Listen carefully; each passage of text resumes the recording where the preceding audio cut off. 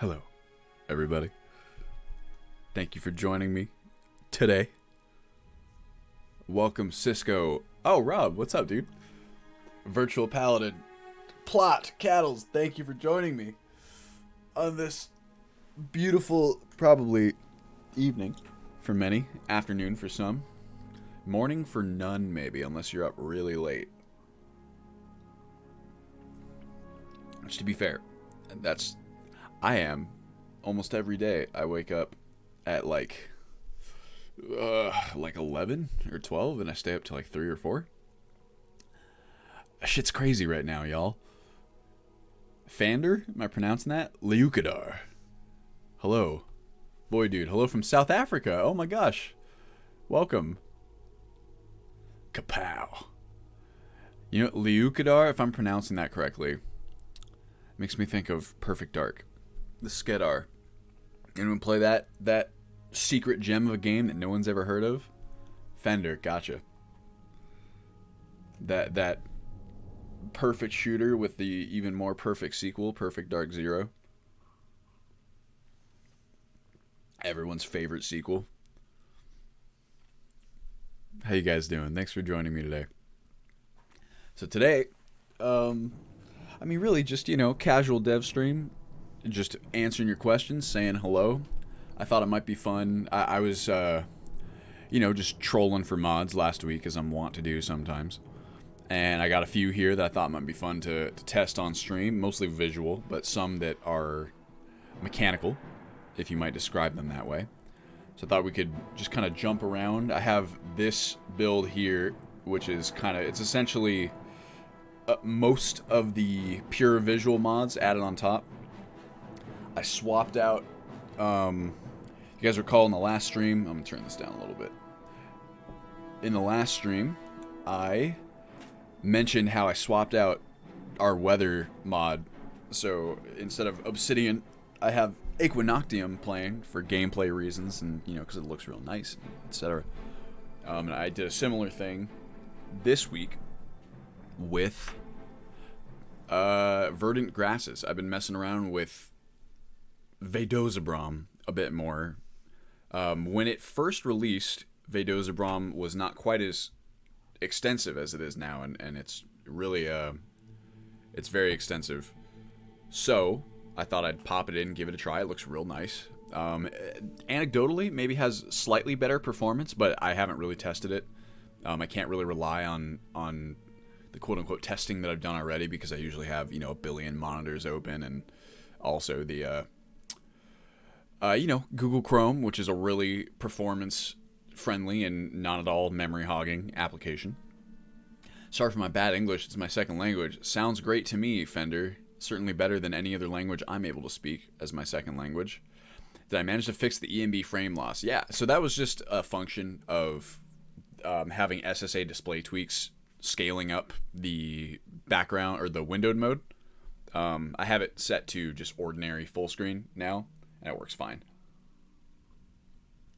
Hey there, Bert. What's the background music? Excuse me, Engineer asks. This is the Oblivion soundtrack. It is really nice. There are some songs this one actually, for example, some songs in the Oblivion soundtrack that really are probably my favorite in the entire series. It's a little dash of nostalgia there for sure. But I do think they're really, really good. I seem to, oscillate. Like, Morrowind was my favorite for a very long time, and, now it's just Oblivion. I'm just digging it lately. I hope grass mods are optional. I like vanilla grass. That is a take that I've not quite seen before, to be honest with you, Cisco, but they are. I mean, what'll happen is, it'll be installed with the high preset or whatever it is, and you can just turn it off if you want. Barely speak English. It's my first language. Yeah, I hear that. How's the load order going? So it's pretty good. One thing I'm really excited about, this is like a super kind of nerd out thing, but I finally made it all the way through the unofficial patch, which is just extensive. There's a whole lot to conflict resolve in those. Honestly, I would try it, Cisco, before you say that the grass mods are going to kill your FPS, because it's not as bad as you might think. Especially if you tweak the ini settings. That would be my first go-to. I did see the conference, or I saw the highlights, Rust, of yesterday's Xbox thing. Looks pretty cool. There's, a lot of cool stuff, a lot of indies in there that I don't know much about, that I didn't kind of take the time to research, because I figure, we'll learn more as they come along. Beautiful though. Pretty cool. I'm particularly excited about State of Decay 3. It looks like they're kind of doing like a Skyrim, maybe weather survivalism thing, and I always like the State of Decay series. Played the first one a lot, didn't play the second one at all, but I appreciate that it exists, and apparently it's very good. I think Connor played it extensively.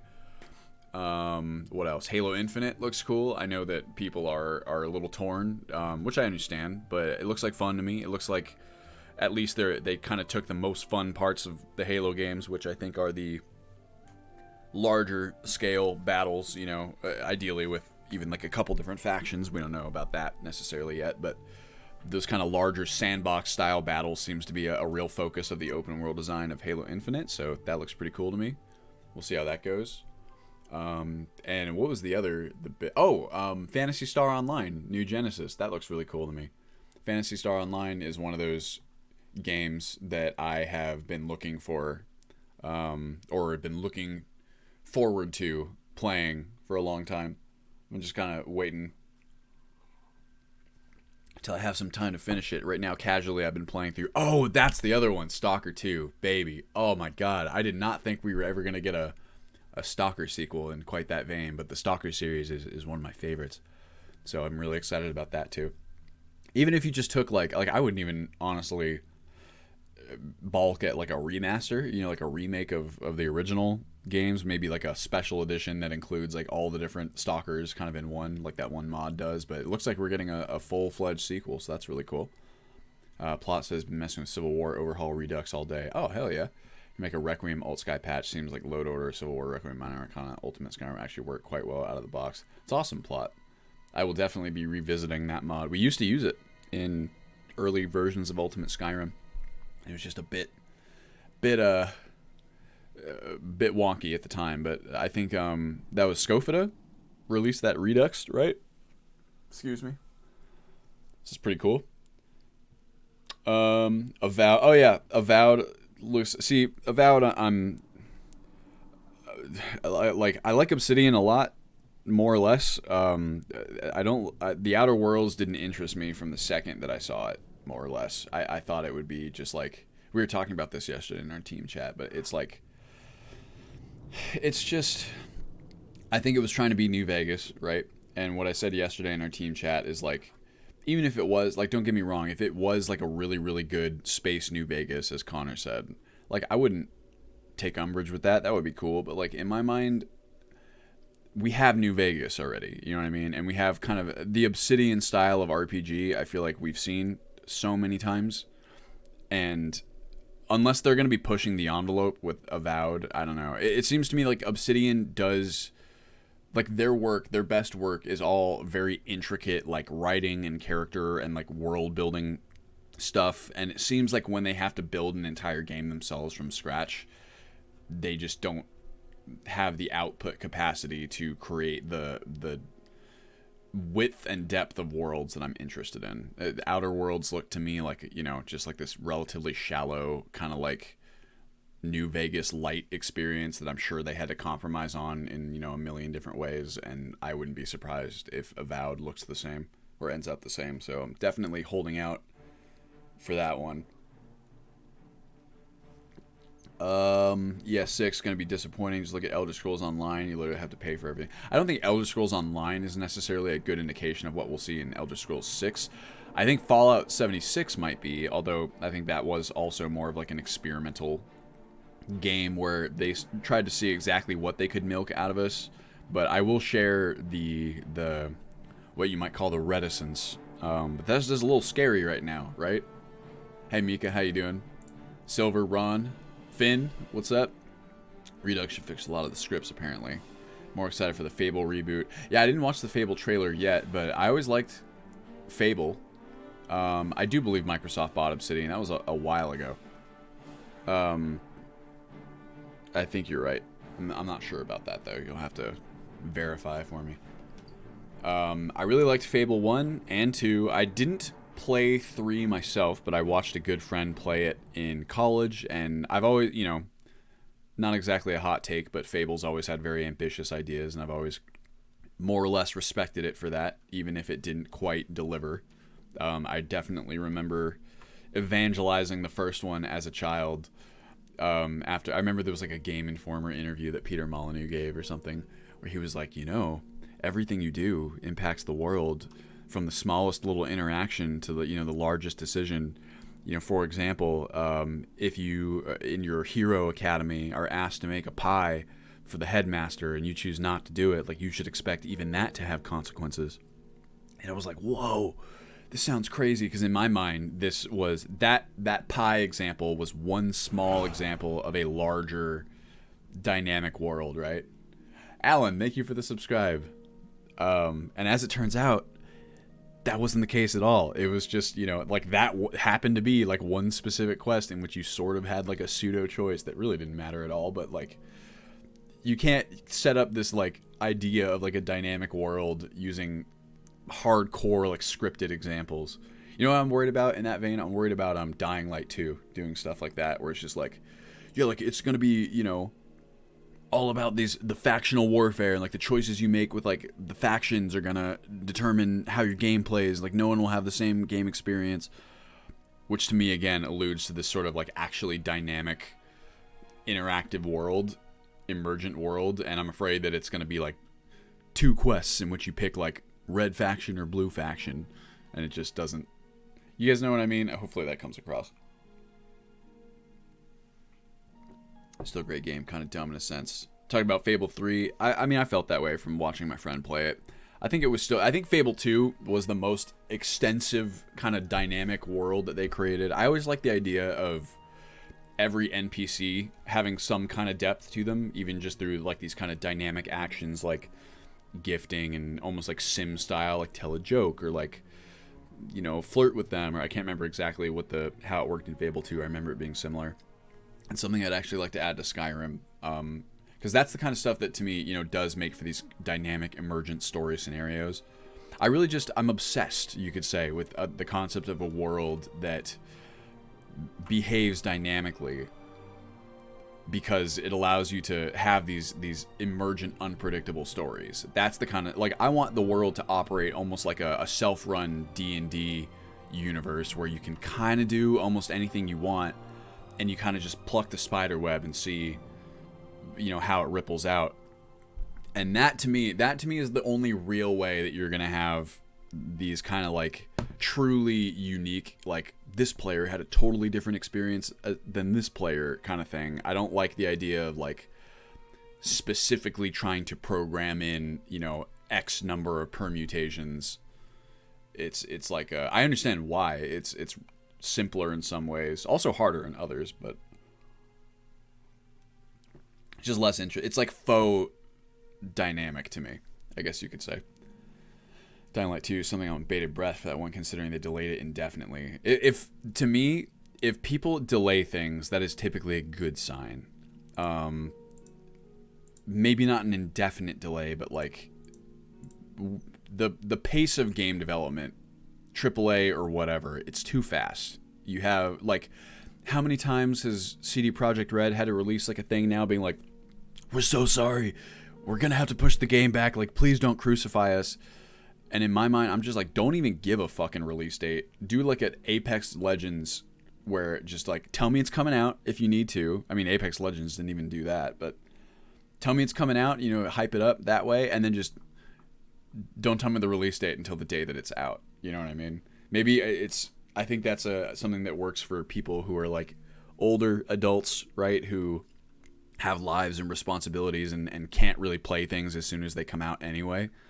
But it does kind of break my heart a little bit to see, these people like agonizing, like, oh my God, we have to push the game back. It's like, you were never going to make that target release date to begin with. And I say this all having made these exact, choices before it. Hey, Anordil, how you doing? Am I going to buy PS5 or Xbox Series X? Probably PS5 if I have to. Just because it seems like most of what I'm going to be able to get on the Xbox, I'm going to be able to get on the PC, right? And if so, I'd rather just play it on PC. PS5, because maybe then I'll finally be able to play Bloodborne. Wouldn't that be something? Cyberpunk's going to end up being amazing because they've been working on it for years.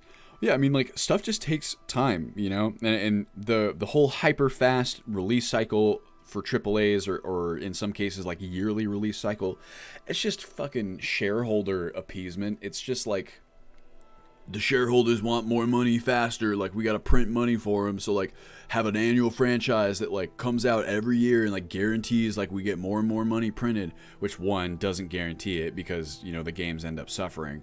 And, two, well, I guess there's, like, your point. Like, that you don't make great transcendental titles when you're trying to hit shareholder deadlines. I just don't think it works that way. Of course, you need shareholder money in some cases to make these AAA quality games, but to me, that's why the entire system is like unsustainable. You know what I mean? It's better to get delays and not an overbug game turned into a meme. Sure, or like, how about a game that's properly been tested and QA'd so that it doesn't have bugs? It's just a shadow of what it could have been if the developers were given the time that they needed to make it great. You know what I mean? Like, it's the whole Shigeru Miyamoto quote of, like, a bad game is forever, or what is it? Like, a bad game is forever bad, but a late game is, like, good eventually, or whatever it is. Like, just take the time. Like, I'm fine. I'm patient. Take as much time as you need. Make the game that achieves the vision that you want within, reason. Maybe if, we all have grand visions, we have to make compromises on sometimes. But make the game that you want and give us that game. I don't care if it takes an extra 3 fucking years. You know what I mean? I know that's not the case for everyone, but that's kind of my opinion. Doing all right. Had a sick pet. Oh no. Got a call from the vet saying our parrot surgery was successful. Cool. All right, congratulations, Anordil. I'm really glad to hear that. Model failed hard for the Old Republic. New chapter every month.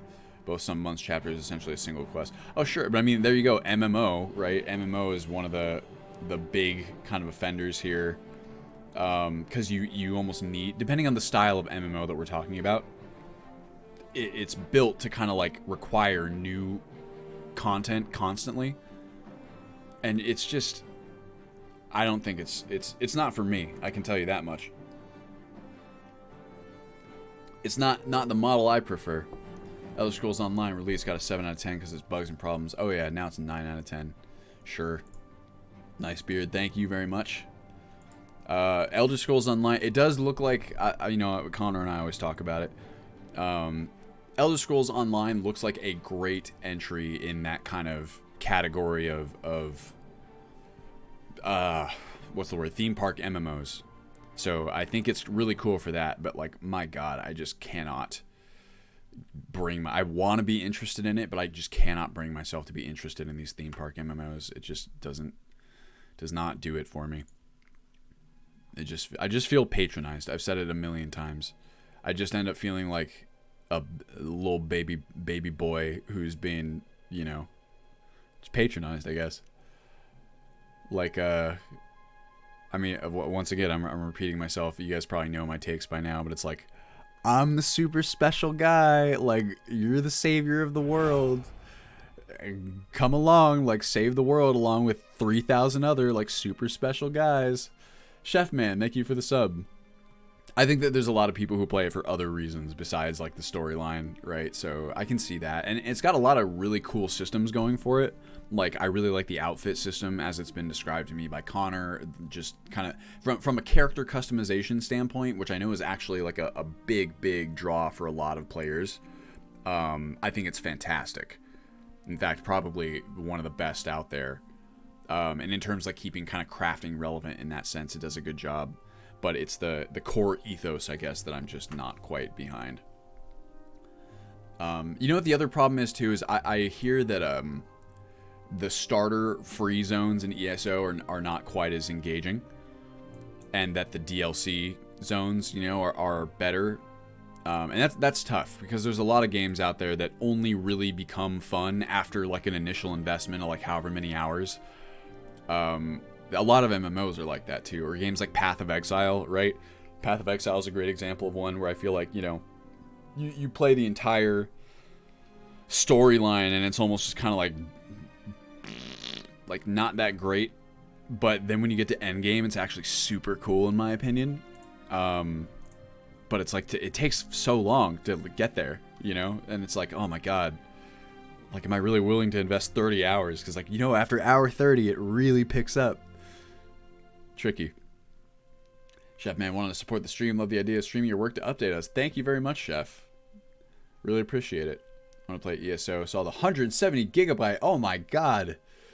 Speaking of follow the arrow, is there any mod that can delay quest updates until after you close a book journal that you read? Not that I know of, Alan. As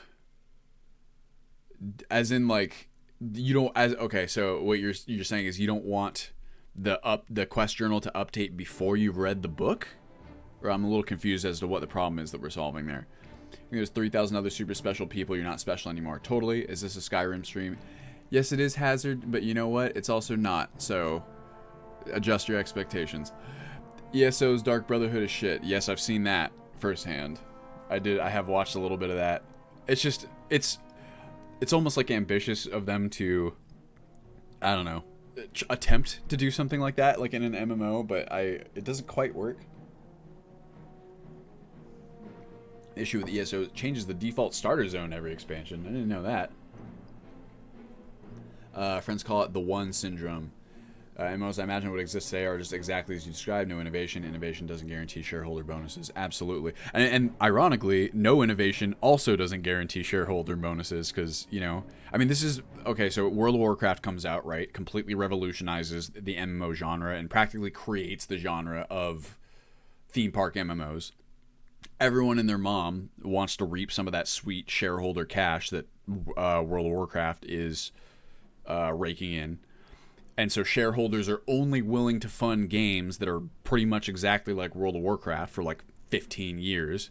But the irony there is that everyone who's interested in that is already playing World of Warcraft. You know what I mean? Or like there's some, like ESO and Final Fantasy XIV have managed to kind of stake out their own claim. But like, I don't know if there's room for much more than that. I guess Guild Wars 2 is kind of in there as well. But like, the shareholders don't want to invest in innovation because they're afraid it's not going to make them money. And the irony is that investing in the same kind of MMOs that are already there is also not going to make them money. You know what I mean? It's tricky. This is why shareholder investment is tricky.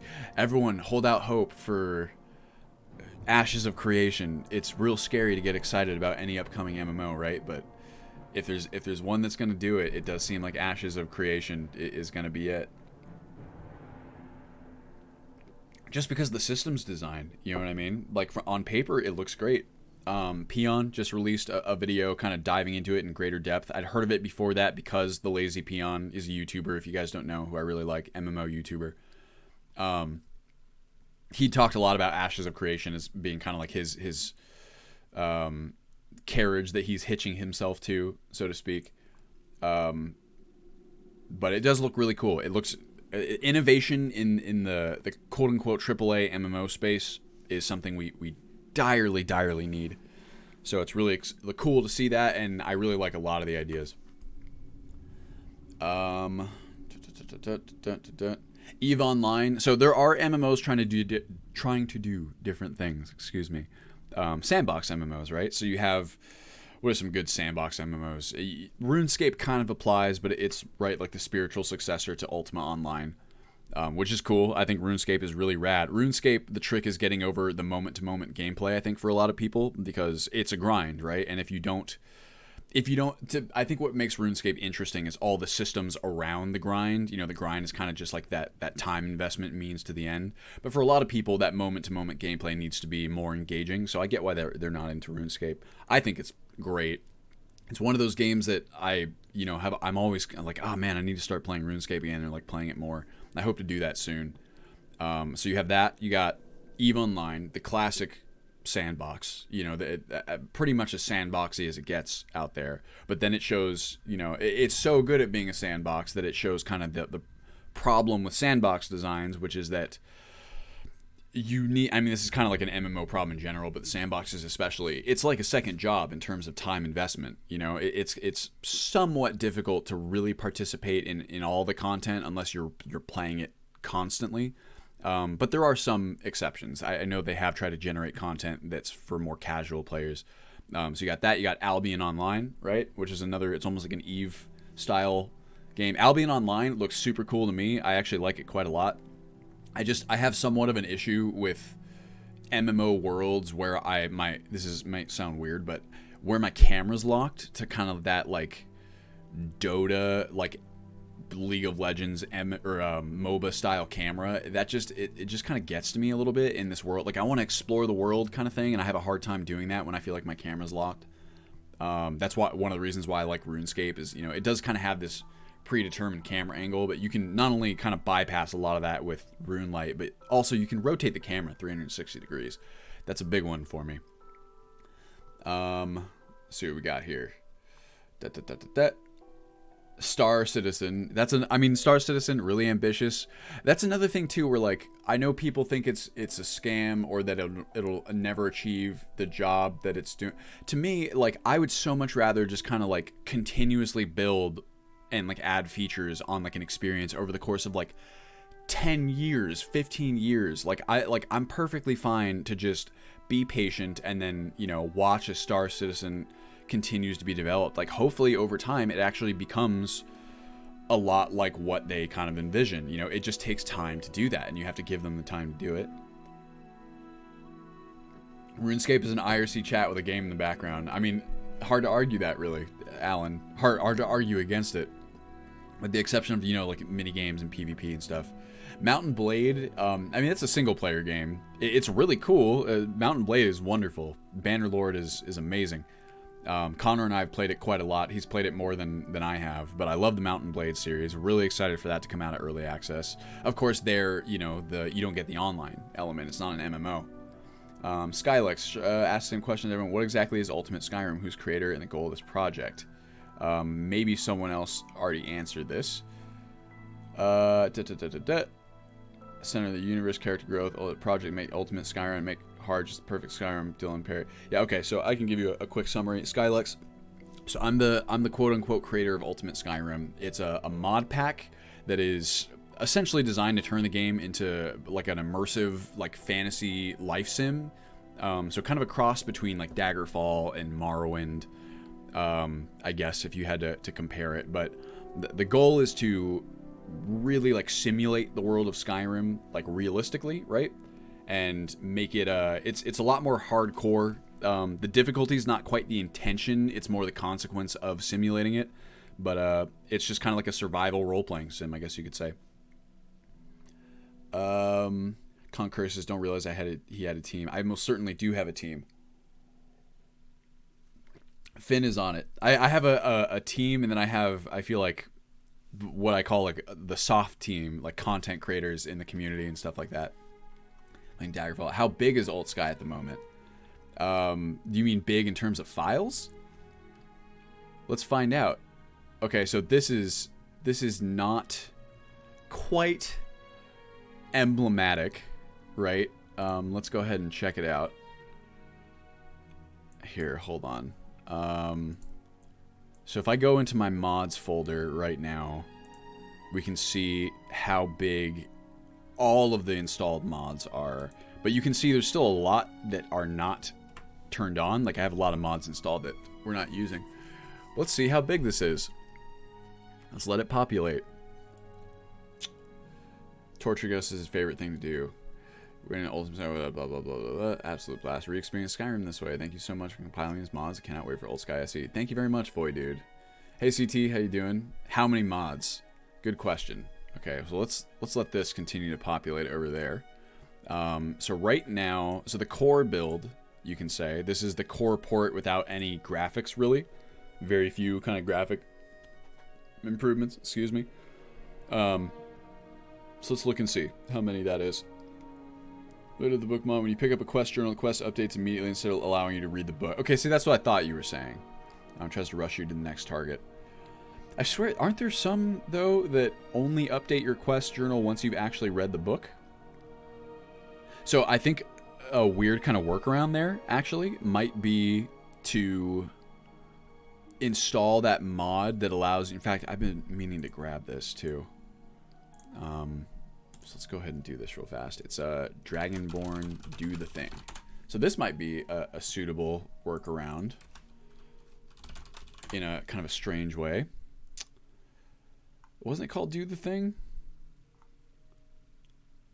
It's like something that allows you to just interact with whatever you see, where you just like eat it, right? Or like if it's food, not a book, or like read a book straight up, or like I believe also there's another mod that does it, but I swear it's like called this.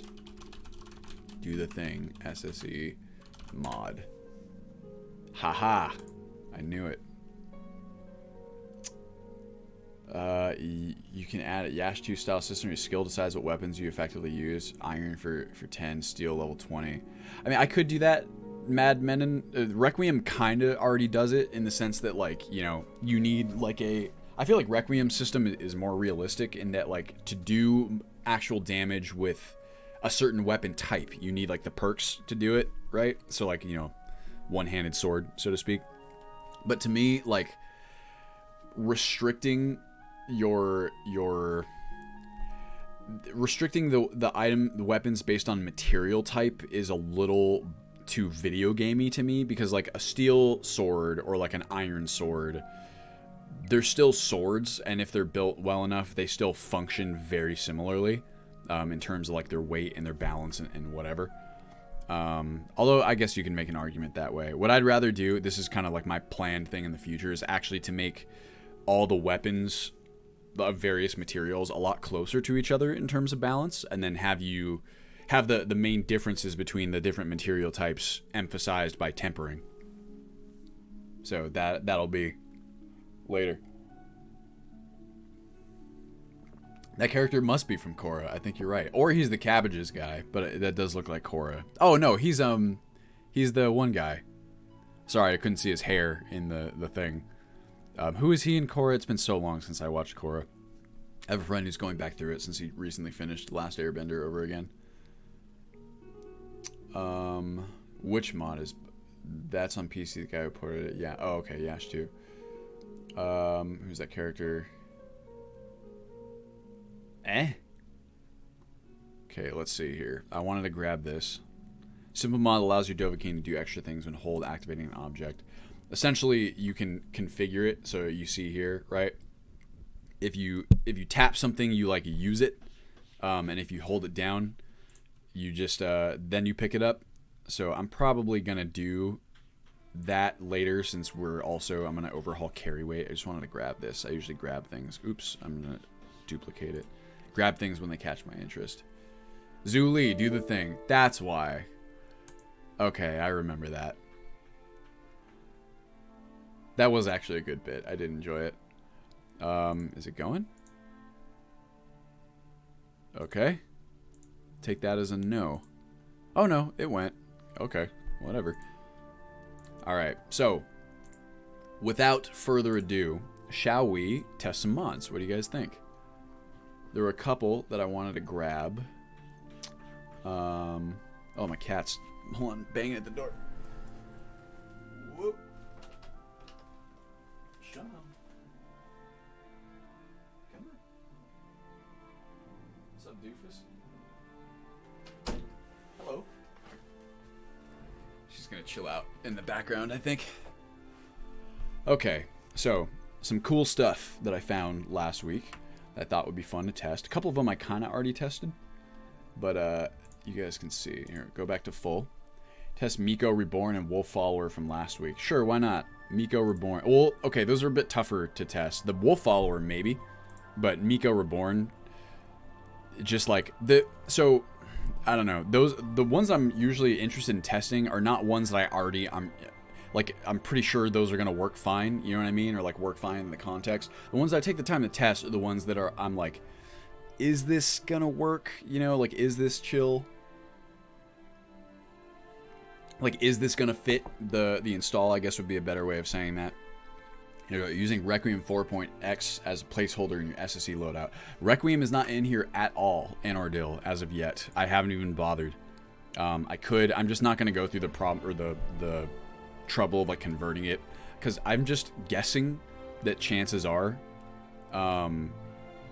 there, like, it might even be that the Requiem has the SSE port by the time it even becomes like a blocker for me, and if not, then I'll use the LE version. I don't know how many mods there are. It says right here, Bert the Great. At least, so on the full build as of now, which includes, like, you know, a bunch of just graphical improvement mods, there's 411. Which, you know, is kind of like a misleading number, because once again, a mod can be anything from like a single file patch, right, to like Legacy the Dragonborn is one singular mod. Let's see here. I wanted to throw in some, here we go, Northern Marsh Bridges. Thought this looked cool. Denizens of Morthal as well. I saw the post on the subreddit by Dylan James talking about just different mods to enhance Morthal, and I thought a lot of them looked really cool. I have a soft spot for Morthal. I like it a lot. So I wanted to check some of these out.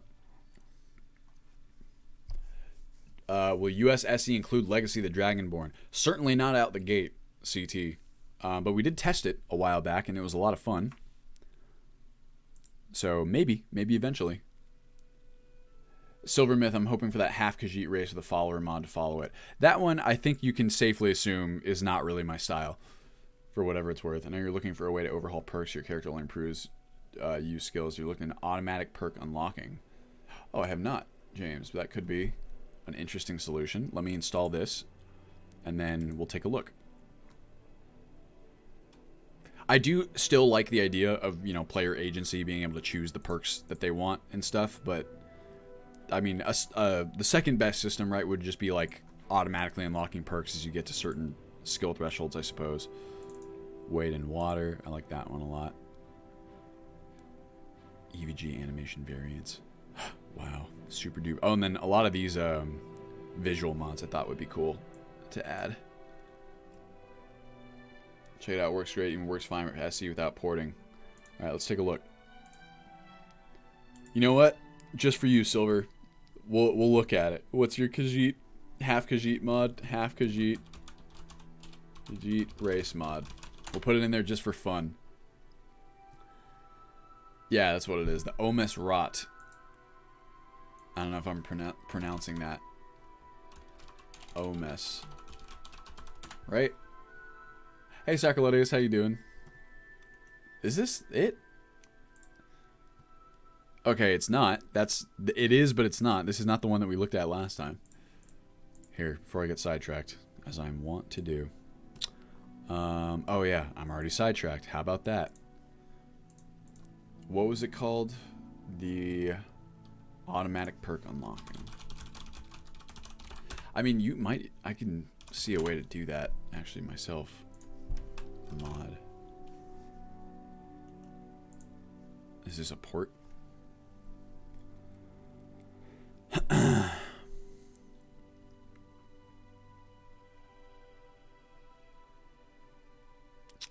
Okay.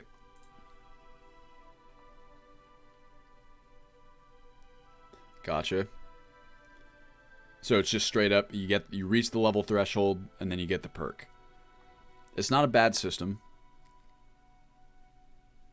It does remove any amount of player agency though, which is somewhat less fun. But you could almost, I mean, it depends on how you interpret the skill trees. If you interpret them as like passives. But like, I don't know, I would like to maybe eventually incorporate a lot of Enai's perk overhauls, right? And to me, those perk overhauls they shine because of the player agency, because there's so many different options that allow you to, you know, build these really unique character builds. But it's an interesting idea, that's for sure. Oh god. Want to become famous? Buy followers, primes, and views on bigfollows.com. Guys, should we go to bigfollows.com? Wow, look at this. Jesus. Bot invasion. Alright, here, check it out. I'm going to figure out how to ban these guys. Ban. Wow, look at this. I can do this from within OBS.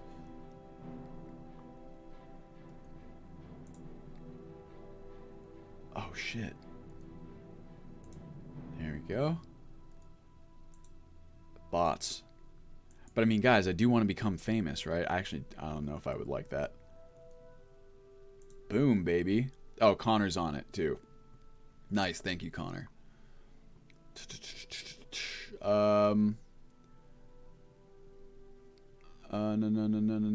Pop in and out. Makes me happy you're going to do it just to mess around with the other great mod. Forgotten Magic Reborn. We're going to customize the spells rather than Apocalypse. Nice. Only works with vanilla perk list. Possible to adapt it, I'm sure. I am sure. Let's see. You know, you made it as a streamer when the bots attack. It's the Institute. Yes, of course. Bigfollows.com. I'm going to go ahead and buy. I swear to God, it's just like, if you buy followers and stuff, it's not going to help you. I wish people would realize. What is the name of the mod then, Silver? Yeah, can you find it for me? Alright. Back in we go. These were interesting. These are kind of like their own standalone Morthal overhauls. Those might be interesting to test just kind of like on their own. So here's what we're going to do. We're going to pop to the bottom here. What do we got? I want, first thing I want is this. There's a mod that overhauls the swamps so that they are crazy packed full of trees and stuff. I feel like I stuck it like around the marshlands. Okay, so it's already enabled. What else we got? Northern marsh bridges, bogmorts, new enemy type.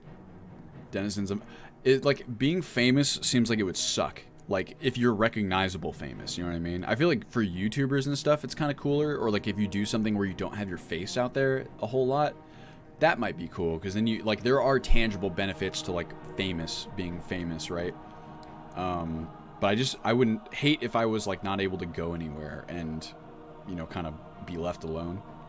Denizens of Morthal, poison blooms, wade in water. Wow, look at that. What's our plugin count? 230. Massachusetts Institute of Bots. Alright, so we got those. Nice. And no, I wanted to go downloads. I think that's okay for now. Oh, I wanted to throw some of these in there too. Highland Cow. I went on a spree of downloading Pufusture mods. How would you guys pronounce his name? Fuster?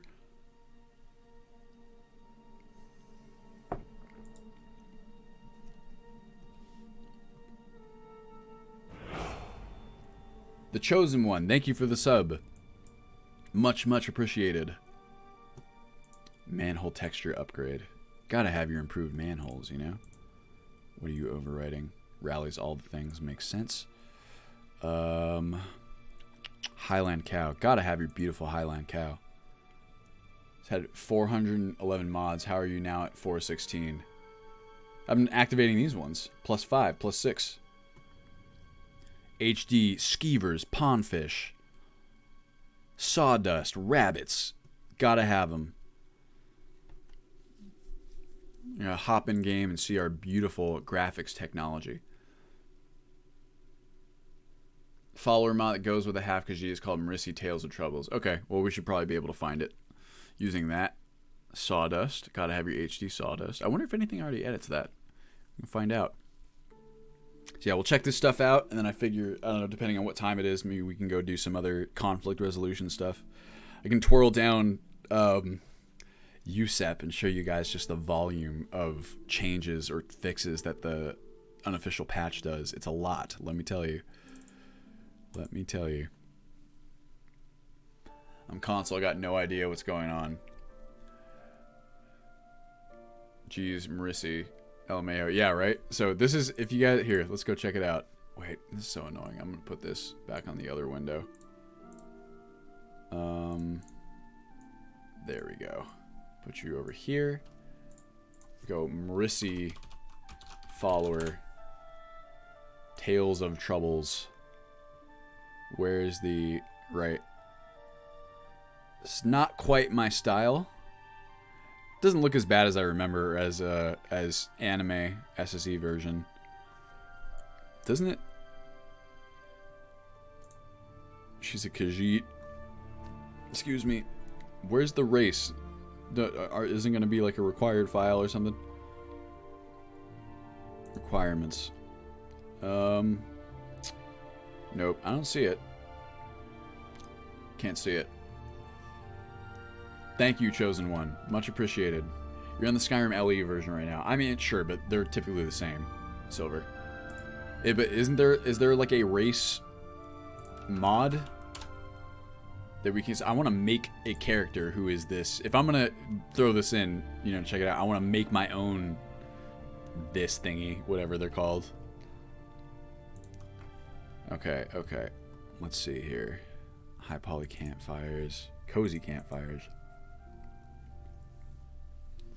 Probably on Lover's Lab. Okay, half Khajiit. I thought that's what we searched. Maybe that was it.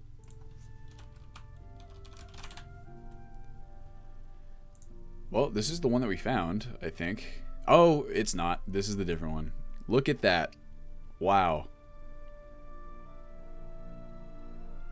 It's somehow I'm looking at it, and you know what? It doesn't look quite as bad as I remember. Like, I shouldn't say bad. It looks really good for what it is. It's just, you know, it's like an anime cat race mod. Of course. Also, adding new races is actually a huge undertaking. When you have as many mods as we do. Choice of armor mod doesn't help either. Oh my god. I'm gonna get banned on Twitch, guys. Not quite yeah, it's like all the people who are, it's like, it's not sexualized at all. If you find this sexualized, actually you're the one sexualizing it. It's like, I don't know. Neko-chan? Okay. Let's get, of course we gotta get that one in there. Make myself a sexy Khajiit cat lady. Install, yes please. Custom, oh god. Oh god, oh. Okay. Okay, well here's the problem. We don't use either one of these, so let's see what happens. Standard Marisi textures. Yep, alright. Someone clipped Dylan saying Neko-chan. I don't know how. I don't know how either. By the way, shameless plug. If you guys are not familiar with Jenny Nicholson, she's an excellent content creator on YouTube, and she just released a video that is a dissection of the Brony fandom. Strong recommend. Extremely awesome video. She has a really unique perspective on it because she was like super involved in like the My Little Pony fandom for a long time. And I think she's I just really like her videos, and she just released that video and it's really funny. Very good. First part, CBBE and UMP. I mean, I think they're both great. Anordil, it's just that they're extremely high poly. And when you have, like, if you recall, we have a bajillion NPCs running around the various settlements now. So it really tanks frame rates. And I also just like, I feel like the bodies are fine. IMO. Definitely not worth a performance hit, unfortunately. It'd be nice, but can't do it. Alright, do the thing. Conditional idols, where are we at? Cat mod. Okay, this one we have to do. In keeping with the cat theme, this mod adds, or this one edits cat's appearances. This is the actual cat mod itself. But I do love cats, as you guys might be able to. Can you guys see my cat in frame? No? Here she is. Just cutie. That one paw that's sticking out there, that's the one paw that she has that has kind of a white sock. Or that's not true. The other ones have white socks as well, but that one's longer. Let's see here. House cats SSE, yes please. Wow. How about that? Gotta have a high quality horker. I did want to get these nettles in here. Oh, you know what we should do? You guys really want to see a frame rate tank. Let's put on 3D trees instead of enhanced vanilla trees. Sure, high poly keys, why not? UMP over CBB for me any day. I couldn't tell you like what the exact differences are between the meshes. That's not really my area of expertise. It seems like a CBBE is kind of the generally agreed upon mesh for SSE, whereas I think the inverse was true for LE. Oh yeah, 3D trees, baby. I'll show you in a second. Arguably, okay, so it has the biggest performance impact of like most any mod that you could find, but my god, is it beautiful. I'll show you in a second. Ivy replacer, sure, why not? Find nude mods less immersive anyway. It's like nobody in Skyrim wears underwear. Yeah, so we've talked about that. Noteworthy, thank you for the sub. Wow, 2-month sub. Thank you very much. I agree with you, James. We've actually talked about this a lot, where it's like, I don't mind the concept of nudity. You know what I mean? Like, it's an adult game, and, you know, people, if you take your clothes off, you're nude. I don't know if you guys realized. But there's no underwear, right, in Skyrim. So we've talked about adding mods that add underwear so that when you take someone's armor off, they're not just, like, completely butt-ass naked. I think that's important. Let's see here. I think that's all the ones that I downloaded, right? Oh, I wanted to get these. Refracting. Thought it might look cool. Outdoor icicle. What? Oh, this makes the LODs refract. Look at that. Soul gems, crystal refracting. Sure, why not? Frost atronach, 25% transparent. Ugh. Wait, no. Wait, what? What is none? Okay, no. This one's kind of cool. That looks rad. Game vanilla frost astronaut 25. Ooh. What does it look like by default? I'm just gonna leave it. I'm gonna hit none. Smaller icy spear. Oh, that's cool. That's there's actually a mod that does specifically that. Smooth sky mesh, of course. Man, we're really gonna tank the frame rate here. As Mondar, long-time lawyer, started to go off current topic. Have you thought about immersive spell learning as well as spell research? So I would like to revisit the way that you learn spells as Mondar, essentially to remove just the basic, like, I have a spell tome, like, zap, I know the spell now. So I guess the short answer is yes. I will be, I wouldn't say fixing that, changing that in future versions. Whether I'm using immersive spell learning or some of the other ones, there's like challenging spell learning, there's a few different options. So I'm going to evaluate those, and depending on how those kind of shake out, we might also do like a proprietary solution. But I would like to change the way that you do that. Because spell tomes are just a little cheap. They're kind of cheesy to me, you know what I mean? Or just they're just not interesting. I really like this idea because like in universe, learning spells is described as this very kind of like personal and kind of laborious process, or like intricate process. I think spell research does a really good job of that. Then you have this kind of, you know, spell tomes as they are now just completely skip that, and it's far less interesting to me. Okay, Dragon Remains, blah blah blah blah blah. Obsidian Mountain Fogs, yes please. Bloodweaver, thank you for the sub. Jeez guys, thank you very much. I think that's good. We good for now, right? Okay. So now, very important. Skycap, thank you for the sub. You guys are nuts. Oh, it's Connor gifting 5 subs. Oh my gosh, thank you, Connor. Jesus. 15 subs you've gifted. You're nuts. I wish it showed this. I gotta kind of revisit that, the notification, because it's just a little strange the way that it doesn't show that you're gifting subs versus like the people who are getting the subs. We'll see about it. Okay, cat mod. This one has to be here. Yes, because it's going to overwrite. Highland Cow, HD Skeever, HD Pondfish, Sawdust, High Poly, Cozy Campfires. Our half Khajiit race, of course. And bankrupt subbing 20 subs in a day to Meiji. Who's Meiji? That is a lot of subs. Definitely don't bankrupt yourself. Look at all these beautiful... Okay, what are we overwriting? Probably SMIM. Immersive laundry. That's surprising. Wait, what? Okay, it's being overwritten by... Oh, probably the cube map.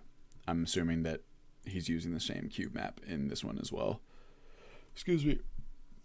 Oi. Another Skyrim streamer. Gotcha. 2 or 3 subs from different Skyrim channels, all by gift. All gift by Bert. My gosh. Amazing. What a generous person. Ivy Replacer is replacing... What do we got? Makes sense. What is the Osmodeus texture pack editing again? I guess Windhelm?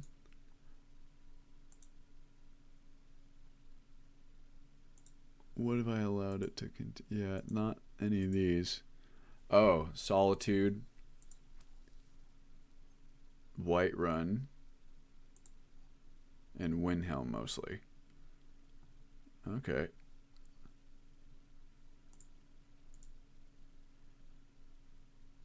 Huh. Don't really remember, but alright.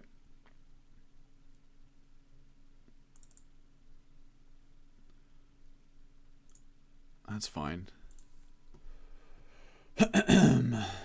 Hand Lantern, a bigger question. If you were to put a rough estimate on the release of this project, what would you think?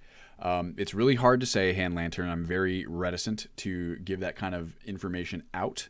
But within the year, at least for the first initial build, hopefully sooner. The initial build for SSE, that is. Yes, I got Mysterious Dawn stuff. Big fan. Old Sky is technically already out for Legendary Edition, but it's obviously very different than the build we're working on here. Okay, so that's all good. Renthal, Nettle, which is probably replacing 3D plants. No, oh, that's right. I checked that already. It's got to be the cube map then. Ivy Replacer. Which this one replacing? Look how many flags that has. So that's probably an archive. ENB Light. That's weird. Rustic Soul Gems makes sense. All these make sense. Smooth Sky Mesh, Obsidian Mountain Fogs. Okay. Should be good. What plugins did that add? Not that many. Half Khajiit, what does it need? Race compatibility. Ah, man. Okay. We'll add it just for this. Just for the Omes Khajiit mod, whatever it was. I mean, we might as well. We're all in now. You know what I mean? We're in there, boys. How long are you streaming? Nice to see you. Nice to see you too, Danily. What is it, 1? We got a whole 2 hours remaining. Ow. Yeah, SE will be like Alt Sky Season 2. Sort of. It's kind of it's a big update, you could say. Alright. We got it. Yes, please. Moonlight Tales, do not install. No vampire patches. Optional vampire, no, do not install. Boom, we got it. Just so we can get our Omes Rot. All in, please. Betting all my chips. Okay, there you go. What is being overwritten here? Overwrite? USEP? That's fine. This should be an ESM, I'm assuming. We're just going to stick that. You're going to be number 10. Just in case. Holding off going back in the terrifying world of Skyrim modding until this is out. I do not blame you, my friend. Modding is complex, and in the times when it's not complex, it is time consuming. Okay, so that's all good. Let's go ahead. Okay, so who was asking about 3D trees? Was that you, Bert? I will show you where the treasure is hidden. Okay, where are we at? Enhanced 3D trees. No, I'm mixing 2 names together there. Up here. Here we go. Skyrim 3D trees and plants. So, this is a mod by our boy Matthew79, who creates just excellent models. Just some of the best stuff you ever seen in Skyrim. He's got a lot of stuff. We have a lot of mathy mods already in here. You can see here like all of the these 3D series. They're just really, really good. And the trees are no exception. They, in my mind, they are the most realistic looking trees available for Skyrim. They're a huge performance killer, but they do look really nice. I would say the one area in which, you know, so enhanced vanilla trees is kind of the go-to. It's probably what we'll end up using anyway, because it maintains the art style of Skyrim better than any other mod. It's essentially enhanced vanilla trees is exactly what it says. It's the vanilla tree is just made even better. And with enhanced vanilla trees, you have the option for 3D LOD generation, which is huge because that really, really makes the trees look better off into the distance. You don't get that with Skyrim 3D trees and plants, to my knowledge. But when you're up close, hoo boy, it looks great. In fact, there's been an update here. Let's go ahead and download that because the version we currently have is outdated.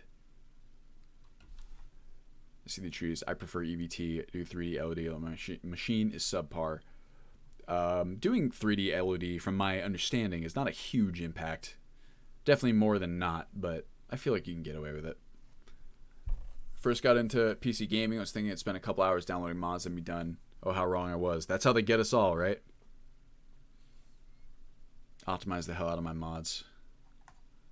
Okay. Download. Sky. Okay, we're going to straight up replace the old one, so it's just in the same spot. Don't have to worry about it. And then we're going to bop it on and turn off enhanced vanilla trees. So we're probably going to get, let's see what the FPS is, because we got a lot running. Not to mention I'm streaming, which always kills it a bit. Shimon. Okay. Where are you at, my friend? Oh no, it's gameplay. I want visuals. I kind of know where stuff is now. Not all the time. In this load order that we have. Enhanced vanilla trees off. It's cool to speak to a stream that has the time to respond. Hey, Lush AMP looks good with the HQ tree barks. Lush AMP I've never even heard of. If you even get 30 FPS, I'll be surprised. It'll depend on where we're at, Silver.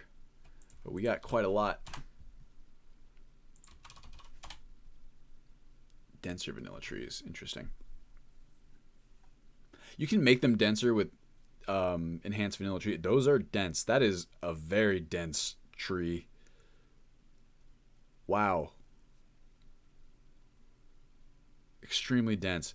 With this, you might even be able to get it down to the same performance impact as, what's it called? 3D trees.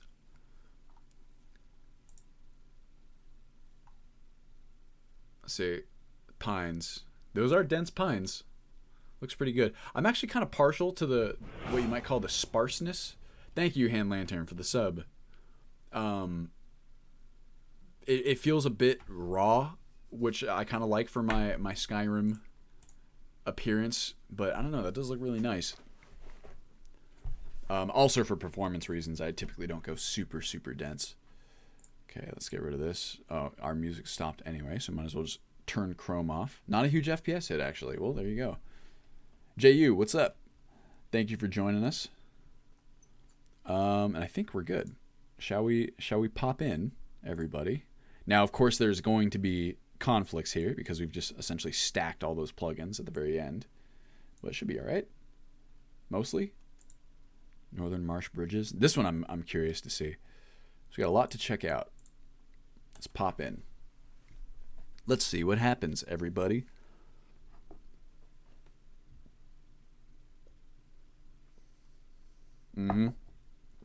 Famous last words indeed. That's fat tree. Oh yeah, thick trees. You gotta have them, you know. I like my trees nice and thick. Hey, kitty cat. Baby. Let's see if you can see her. If I put it over here. Nope, that's just more of what's behind me. Hey, cutie. Hello. Okay, see ya. Oh, here, check this out. You guys want to see something cool? So, as some of you know, I have a big interest. One of the hobbies of mine is like mobile emulation gaming or like single board chip gaming.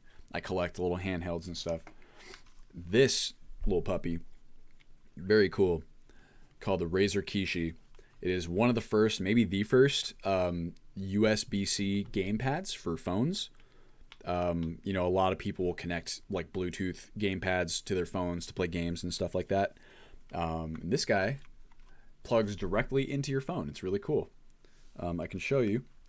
So it's, you know, relatively small, svelte package, but you open it up this way, and bam, comes out like that. You take your phone. Wait, where's my special edition? There we go. Where's my special guy? Plug it in here. I don't know if you guys can kind of see what I'm doing. Bing, bang, boom. In it goes. Stretch it kind of over yonder. Bam. Check that out, right? Now, my phone is too big. It's too long. I've complained about this before. What are you going to do? But it's like a pretty cool little form factor, you know? And like it actually plugs in. The buttons, it just kind of works. It just works out of the box. Is this a sponsored ad? It's not. If Razer wants to sponsor me, please do. I could use the sponsorship money, but I just like it. I think it's a really cool little device. Really nice way to play some fun games on your phone. Yeah, undies. I made some file structure changes, ESP tweaks, and one undies model. We looked at it on stream. That's awesome, Anordil. I would actually love to circle back with you on that. Could you do me a favor and message me on Reddit or Discord, and we can figure it out? Will you add talkative dragons as a nice touch to those dumb lizards? Is that the one that makes them say actual words as they're like flying around and stuff? If so, it could be down. All right. Let's so we managed to get it down to 68 FPS here, which is pretty not terrible since we are streaming. Not great either.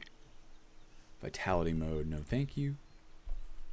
You can see those planters have been adjusted by 3D trees as well. All right, guys. Here's our cat lady. Half Khajiit. Hell yeah. Is it working? Uh-oh, something's wrong. We've broken it. Did we break it? Maybe it's only females? Oh, wait. Hold on. I have my stupid hood on. It looks like it's working. It's the hood. Okay. So, okay, we do have a hood. All right, well, here's what we're going to do. We're going to make the character. That's fine. Now, there is an option. So, what's supposed to happen here in Skyrim Unbound, for whatever it's worth, is it's supposed to remove your hood. And I believe there's an option for it, but if you kind of quick start like that, like I did, sometimes it doesn't happen. Oh my god. Will you look at that? Oops, that's not correct. Alright. Presets. We have different presets. These kind of just look like basic kind of Nord presets. Look at those ears. I'm going to go with number 1. Look at her. Alright, let's get some nice hair in here. Oh wow, super anime. Why is the hair transparent on that one? Guys, we gotta have our hair match our ears. Wow, look at that. Here we go. That's prime cat girl, right? I feel like that's great. Okay, now we're gonna hair color. I'm thinking like a nice blonde. Or maybe no, dark hair. Dark hair. It's gotta be. Hair color. Not purple. That looks pretty good though, right? Give me like a... I don't know. I'm actually, you know what? As I see this, I feel like it's gotta be this. Just looks... It's perfect. Lagging so bad. Decided to download a 1 GB video feed from Google Drive to use. Dark ears, dark hair. Alright. Hair color. Let's see what else we got. That one's pretty good. These ones evidently are all the same. So we'll just do it ourselves. There it is. That's what I'm talking about. Give me a name. Someone give me a name. Eyeliner color. Well, we gotta have the eyeliner. The green eyes, I'm digging. Maybe we got some cat eyes. That would be cool. Eye color, eye height, eye shape. No, eye color. This is what we want. There they are. Oh, man. That is terrifying. Would you look at that? Oof. You know what? I take it back. We're not doing the cat eyes. It's a bit much for me. Oh, 2 different colors? I mean, you gotta have that. Right? That's anime. Doja Cat. Way too dark? No way. Perfect. Eartha Cat. Okay, I'm sorry. I'm going with Eartha Cat. Doja Cat, also second runner-up. Dova Kitty also would be good. Eartha Cat, that just speaks to me. I'm a big Eartha Kitt fan. Okay, I think we're good. What more could a person need, you know? Finish and name our character. Eartha Cat. I love it. There she is. Wow. Oh, and the tail. My God. We've gone full furry, everybody. Here we go. Let's get out in the world and tank our frame rate. Am I right? What mod is this? The cat mod? That is, what is it again? Olmec, something. Rat. Confirmed, Dylan is a furry. You know, I mean, hey, if what we're looking at here, if that makes me a furry, you know, if that's wrong, I don't want to be right. You know what I'm saying? JK. Or am I? Homes rant. Okay, so I'm not digging these bark textures. Not quite for me. But also, these are different meshes. And the performance is better than I would have assumed. Where is this? Darkwater Crossing? Kind of early morning here. Hold up. There's a naked lady over there. Chasing a rabbit. What you doing? Maybe she was bathing in the hot springs? That's possible. Oh, in fact, you know what? I think she was. Hello? Am I going to get demonetized for this? Excuse me. Okay. Let's see. She might have been bathing. There are like sunbathers around. And regular bathers in these beautiful hot springs. Yeah, there's another one over there at that guy. Whoa, what's up with the fire? That must be some sort of mod conflict.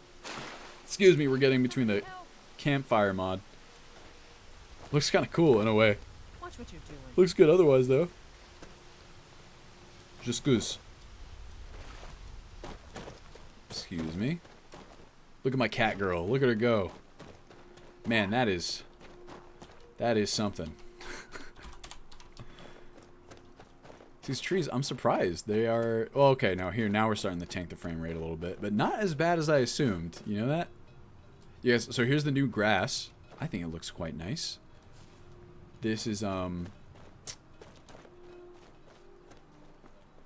what's it called? Vedozabrom. Darkwater Crossing. Beautiful.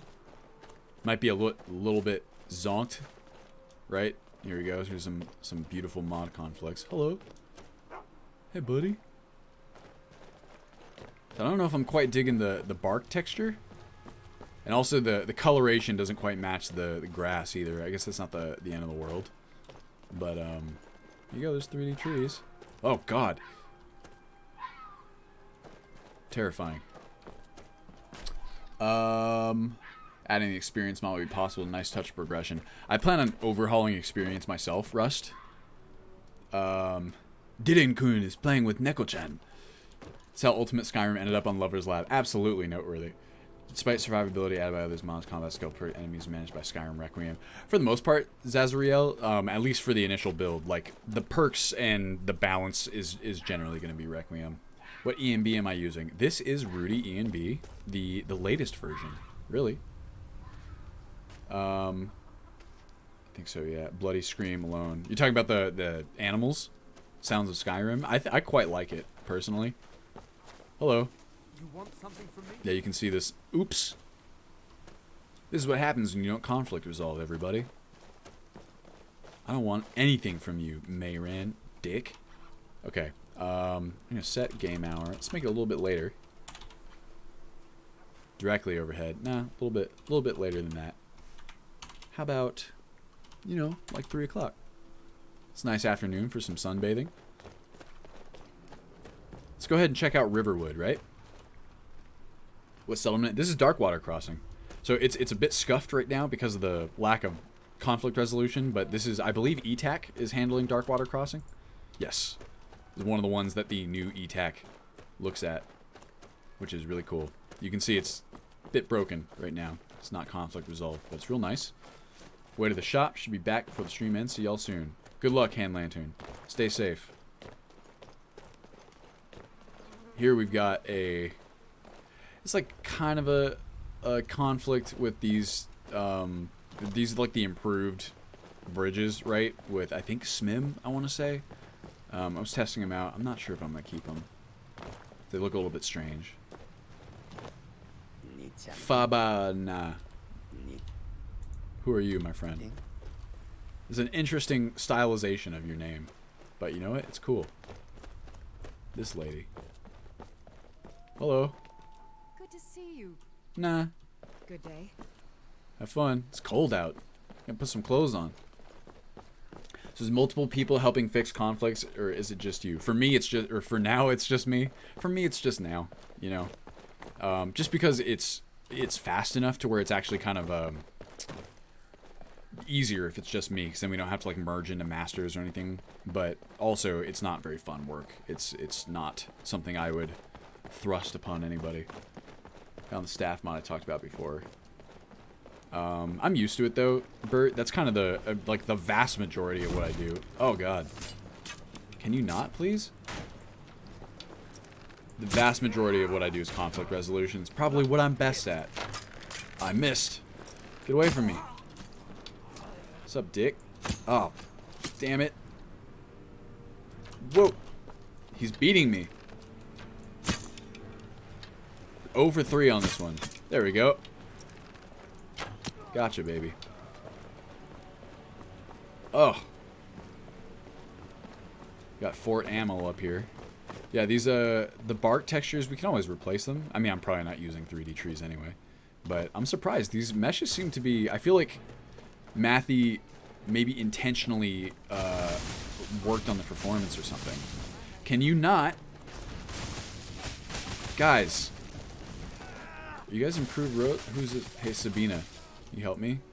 Populated lands, paths. Wow, she just does not give a shit. And they're not really doing much either to her. Who are you guys? Are they here? They must be down out of Fort Ammo? I don't care right now. I'm gonna just go, if you guys don't watch out, I'm gonna kill all. And then you'll be sorry. Take that. And that. Look, she's stuck. Oh, she's better. There you go. Is this 3D Trees 5.0? Yes. And yes, conflict resolution is tedious. You are correct. The Skyrim Underground textures. I'm kind of very, what's the word, neurotic when it comes to like texture consistency. So that's something I always really try to maintain.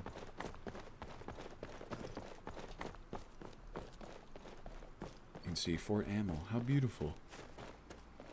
Conflict resolution X only takes like 6 to 8 hours. Not that bad. Oh, if you're talking about a load order of this size, also check this out. This grass, right? It's beautiful. IMO. Okay, you know what? You guys are done. Bruh. Wow, I just cleared the entire thingy. Yeah, if you know what you're doing, that's the main thing. There's conflict resolution is so interesting because it really, it's like there's more to know than you think, right? Like it should be as simple, or you think it's going to be as simple as like, oh, you got 2 edits, you know, that are one edit's being not forwarded, like forward the edit. But it's really not as simple as all that. You kind of have to know what it is that you're editing, because there's going to be plenty of times when you actually shouldn't. You have to be able to infer what the mod author is doing, right? And then make the edits as necessary. There's also times when you have to do what I like to call ghost edits, which is like, it's a good example of this. So I was just conflict resolving some of the sound mods, right? And I wanted the, like this combat sound mod that I have running to, take precedence. And even once it's completely conflict resolved, it won't function properly, because there's instances where the sound or the combat sounds mod assumes that it's going to be the only mod that you're running for like these sounds, and so it will leave certain records untouched in order to maintain its functionality. And it's perfectly fine if that's the only mod you have installed, but it's not the only sound mod I have installed. So you'll have, like Sounds of Skyrim or Audio Overhaul or Immersive Sounds Compendium come in and overwrite one of the records that the original sound mod left alone, which actually breaks the functionality of the sound mod. So you need to be able to infer what the mod author was trying to do, how they built their mod, so that in instances of conflict, you can properly forward the changes yourself. And that's not the same as conflict resolution, because it's not actually a conflict. In fact, it's a lack of conflict that is still going to create a problem if you're not paying attention. So there's all kinds of stuff like that. Hey, how you doing, milk toasting? Okay, let's pop over to Riverwood, everyone's favorite town. I want to see some of these animals. I want to see some cats. I want to see some Highland cows. I want to see a pond fish. If you run a large load order without conflict resolution, you're probably not seeing half your mods. Oh yeah, or they're broken in ways that you wouldn't anticipate. People have the wrong gear. People's packages are broken. Villages are scuffed. So okay, you can see these beautiful 3D trees. It does look really nice. Oh, look at the new ivy as well. Yeah, I really like Mysterious Dawn's like rocks. I wish they had some parallax though. The new ivy looks real grand. What do you guys think? Looks really nice, right? Now we need to find like nettles. I guess these are them. No, they're not. That's just like a fern. These 3D plants, very green. Necromancers died spinning. Oh yeah. Beautiful. Is this it? Nope. Is this it? We'll know it when we see it. Yeah, I do like the 3D trees. I just think that, Although, I gotta say, the performance is better than I anticipated. Because we're... Oh, kitty! Hello! Oh, whoops, sorry. Hi! Hello. Oh. So cute. You have no guard armor replacer either. Yeah, that is probably gonna remain the case. If that's the one I'm thinking of, it's not quite my style. The guard armor replacers. So one thing that weirdly bothers me is how this stone texture, I really like this texture, but I feel like the coloration is very different from like these. Now, you could justify that this is like an Imperial road and that they would be using their own stones that might not necessarily come from, like nearby or whatever. But it kind of stands out to me a little bit. So I might clean that up, or I might just leave it as is, because it's, it's not the worst. But like I said, I do try to maintain like texture consistency. You can change them in NIF scope, but I would rather just change them in Photoshop. That's just more of a topical change, surface level change. One of the companions is going to run out and murder the kitty. Oh, I hope not. Change the textures. I still like guards armor replacer. Look at these Highland cows. Ooh, cutie. What? Oh, this man's following me because I'm running around. Suspicious guards. Leave me alone. I used to be an adventurer like you. And I took an arrow in What is it that? It's that suspicious that I'm like running? Sprinting? What up, dude? What do you want? Nothing. Chill out. I always forget time scale set to 20 by default. What is this? Ocarina of Time? Oh, did you need something? Nope. See ya. It's like that looks pretty nice. I like the scratch textures for the. It's obviously been sawed, but Yes. yes. Oh yeah, the puppy. I feel you. Photoshop, you have to draw the textures in the original texture. So draw the texture with a paintbrush. Sure, you can. I mean, it depends on how you're trying to edit it. In this case, if you wanted to like change the color of it, probably you'd be better off with masking and adjustment layers. That way, you're not also it's non-destructive that way. Beautiful. Decided against the shop. Nice clear weather. Let's see where else. What other visual improvements? I gotta say, very nice. I'm just not the bark textures are just a little redwood for me. You know what I mean? They're a little too like saturated.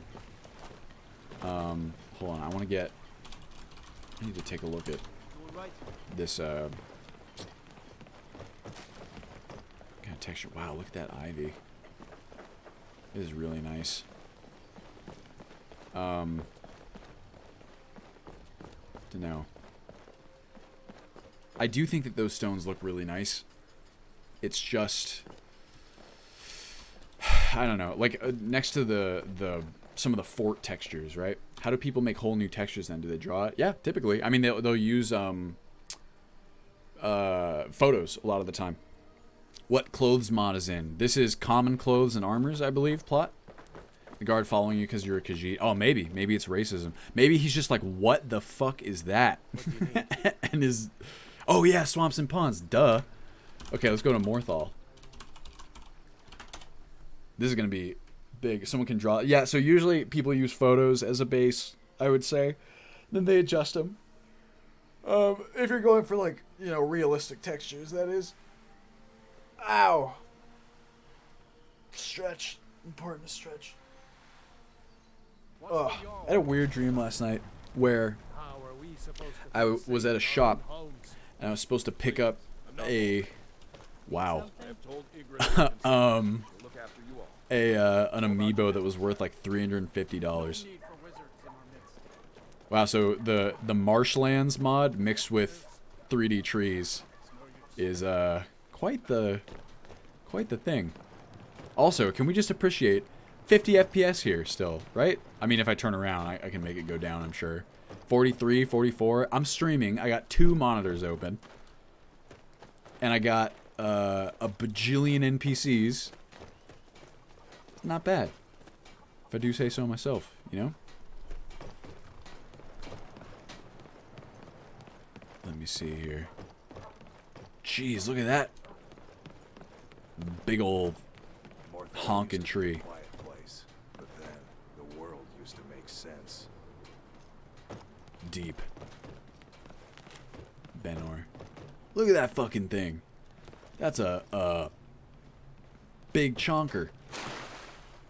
Got any pond fish? Yeah, honestly, performance-wise, really surprisingly good. I'm very impressed. Sounds like leaving the kitty race in is not so bad a thing anymore. I don't know. I know you're trying to convince me.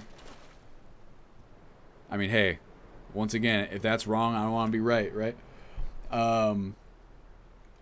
Insanely detail-oriented, we are grateful because it comes beautiful. Oh, yeah. I mean, the whole thing about, modding or modless, mod packs, whatever, the amount of man-hours that it takes to get this level of detail in so many different elements of a game, it's just unachievable otherwise, without this kind of, collectivist approach to game design, you might say. Wow. Well, if we're in Morthal, we got to go to, yes, sorry, my specs are, I got a GTX 1080, and I think there's a command for specs. If you try, like, exclamation point, add a mod house in Morthal, I like to buy it. You have the Hearthfire one, but, oh yeah. Okay, if we're doing this, we got to go set game hour to, what, let's go 17 for now. Get into a sunset. So now the marsh is going to be... These are some tall fucking trees. Look at that. You know what's happening here probably is you have the marshlands that are taking these trees and scaling them up super big so that they're vanilla trees scaled up, which are usually pretty big as is, but because they're the 3D trees, now they're like massive. So this would look, I actually have tested this one a little bit, and it looks, in my opinion, almost even better with the 3D trees off, because it's a lot more like gnarled. You know what I mean? Do scaling trees bigger affect FPS? Not directly. It might generate more shadows. But even then, not really, because it's the same, model. And in some cases, it might actually improve FPS because the top of the trees are so far away that they're not within shadow rendering distance. But typically, no. Let's see. I wish it was easier to do mod lists like that as a group effort. I mean, people are trying, It's just, the core structure, I feel, didn't work. My specs are... I got a GTX 180 or 1080. Thank you, Noteworthy, if you're gonna set up the bot command. I have 32 gigs of RAM, and I have an i7 4790K processor. I see a spider. This almost makes me want to turn off 3D trees and then come back here with the other one. Oh, you got these poison blooms. Check this out. Ready? Uh-oh. Look at that. Fancy. This elk. Looks like the bot is off. Oh, what the heck? Whoops. That's strange, Noteworthy. I'll make sure to turn it back on. The fart plant, of course. Oh, woodsman's hut. What?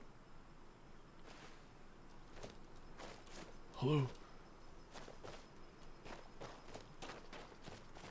In fact, you know what? Here's what I'm gonna do. I'm actually gonna save this. I actually don't know how this will work out. I would like to turn off the 3D trees so you guys can see what this looks like with vanilla. So I do think 3D trees is really awesome, but as you can see, it's quite a departure from the vanilla style, you could say. Where's the bridges? That's a good question. Reminds me of the Morrowind starting coast. Oh yeah, Satanine. Okay.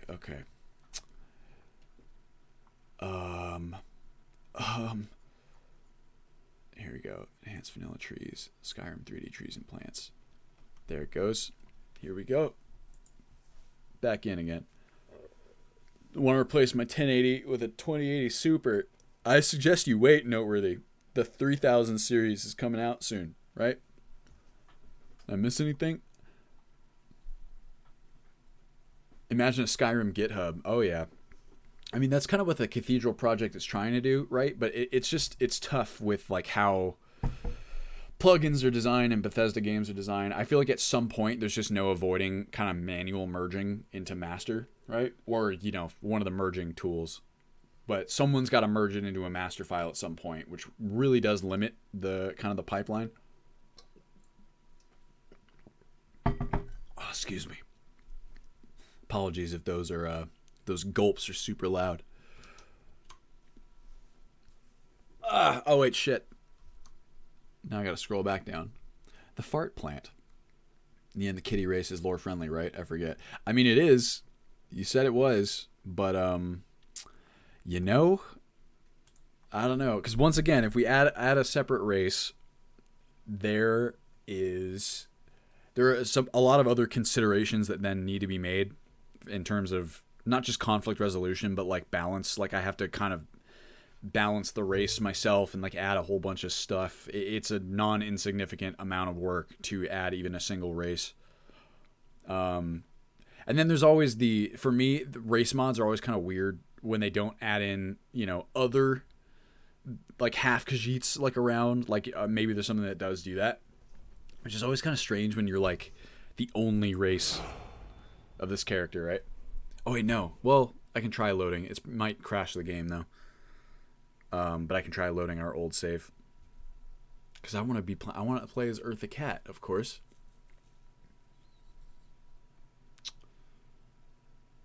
My husband lost his job because of our quarantine. Because of quarantine, got a new one though. Well, I'm glad for that, milk toasting.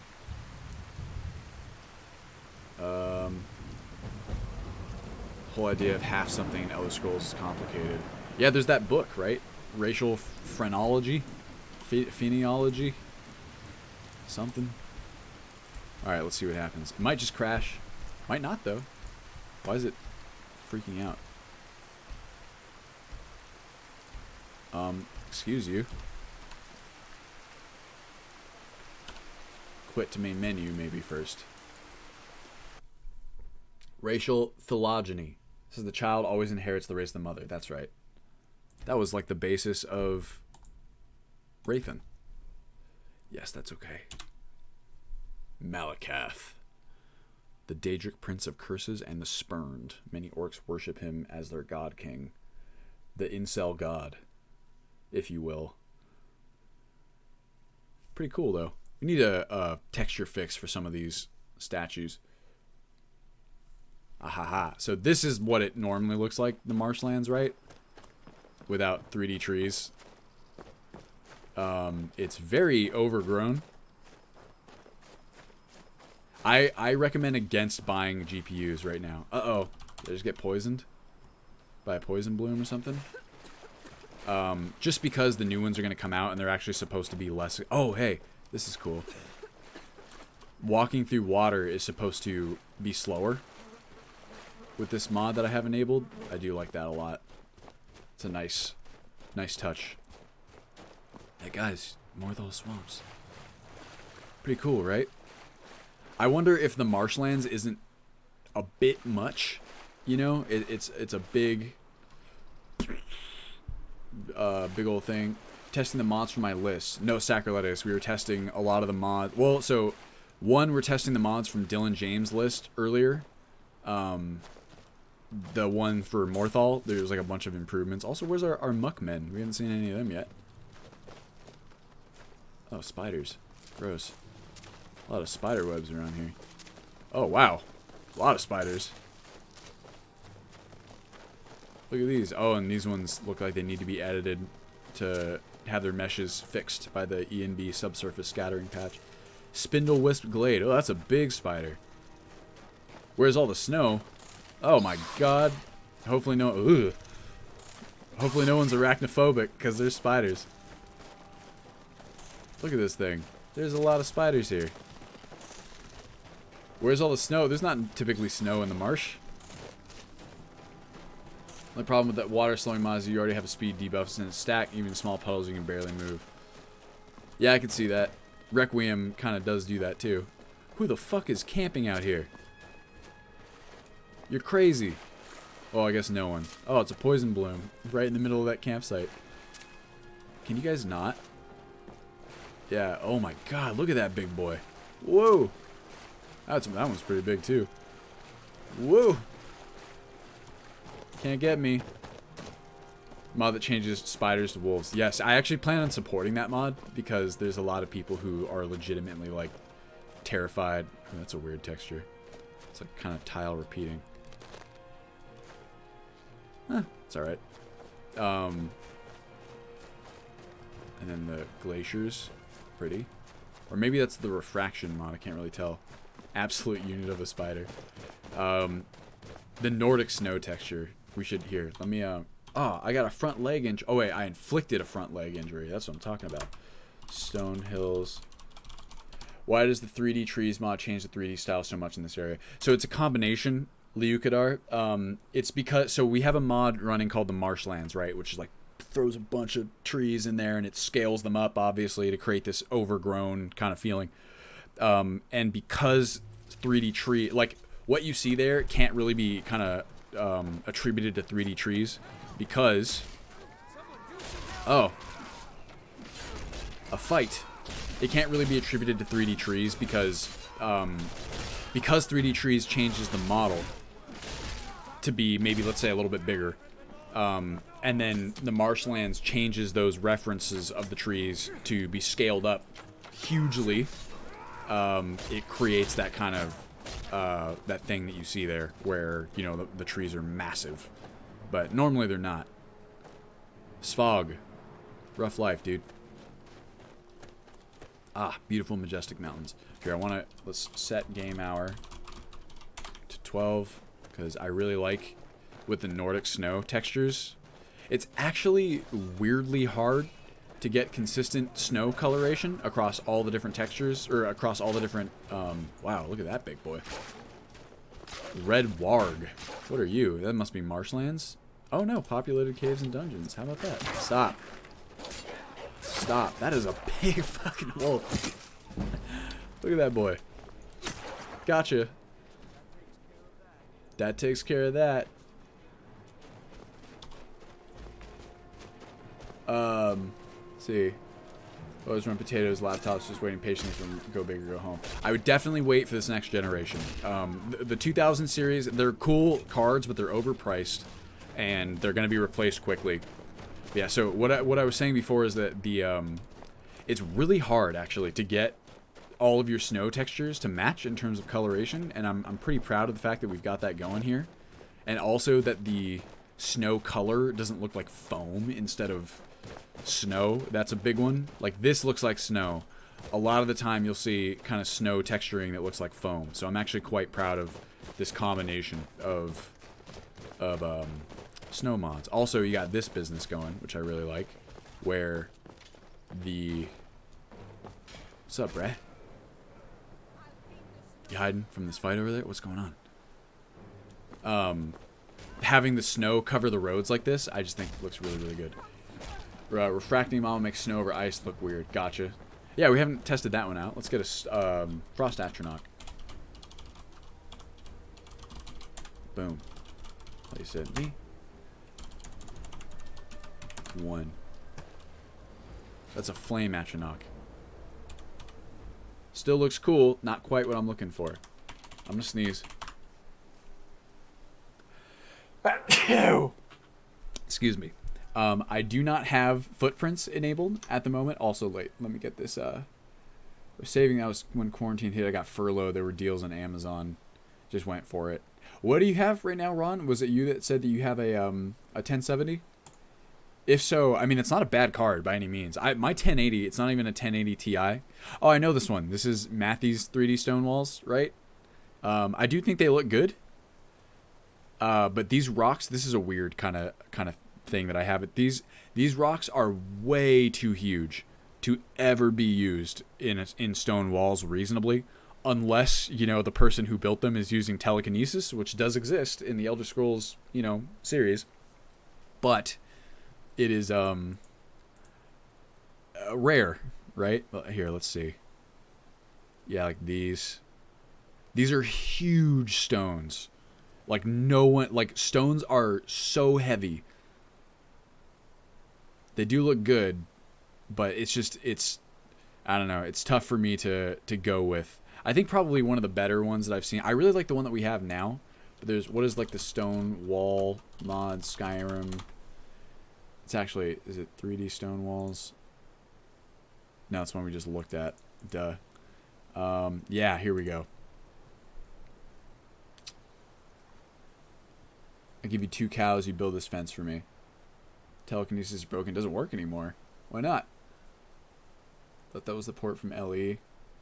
Wait, is this the one that you just... Oh, it is. Wow, that's funny. I just found it. LE version of Old Skies Hunter Burn. Whoa. Hold on. Wow. Chat went nuts. I'm not leaving footprints right now. I don't have footprints installed. I might add it back in at some point, but I'm trying to keep the amount of cloak script mods low for now. What the NPC looting bodies mod is, that would be loot and degradation, my friend.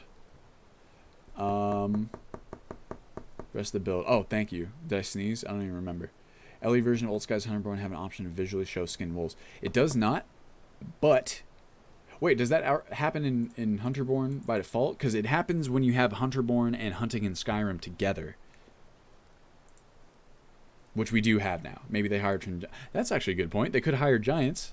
That's kind of a funny... But then, of course, the problem is that it makes that change across, you know, every single, like, stone wall in the whole game, right? And there's obviously so many.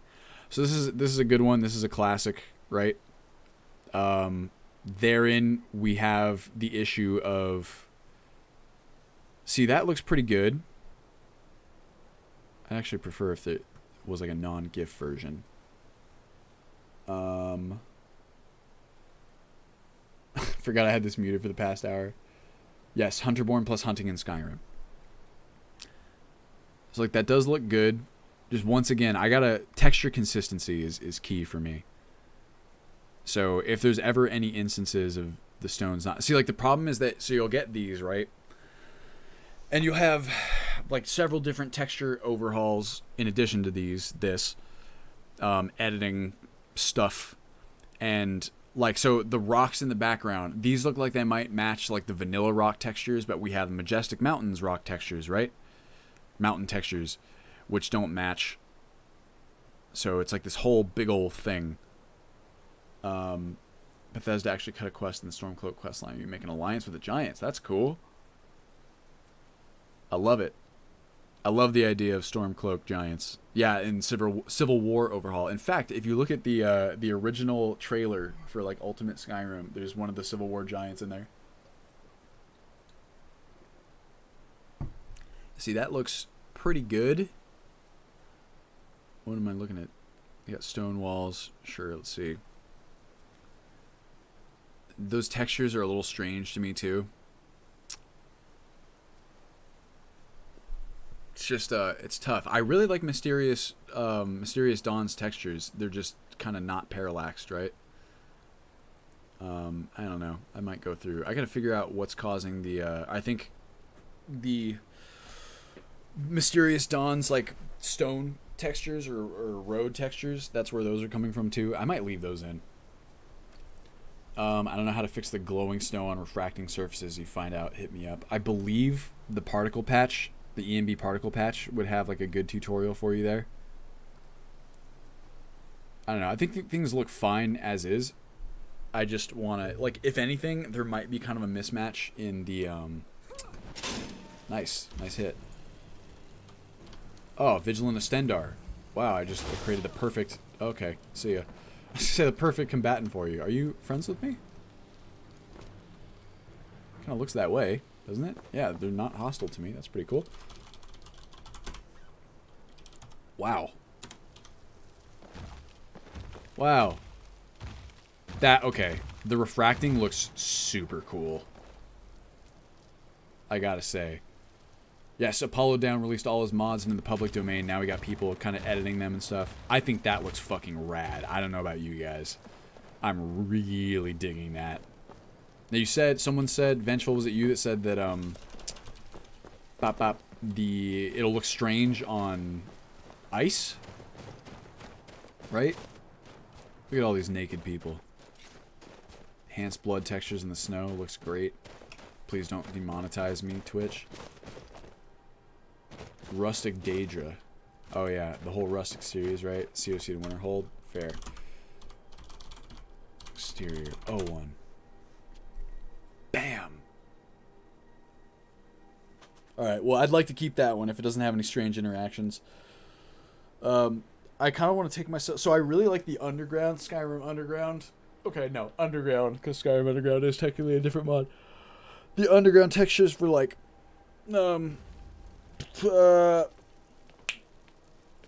forts and stuff, right? My only concern is that they don't quite match the like other stone like I think this stone texture and like these farmhouses are my favorite of like all of them. I really like the stones. I wish they had a bit more parallax, and now that there is parallax with like EMB and stuff, it might even be possible to like add them in, but I do think they look great. What are you doing that for? What? Oh yeah, I forgot about this business. To the inn for a drink, of course. Yeah, here. The other thing I wanted to check. Is Twitch my job? No, not really. I mean, it's part of it, I guess, but it's more accurate to say that modding is my job, right? Because I think most people contribute to my Patreon for Ultimate Skyrim versus, you know, like my Twitch content. Does it react to torch cave lighting? Let's find out.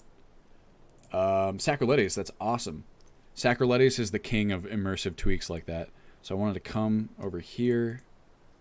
and check exactly what is being replaced by glorious glaciers, or by, where'd we go?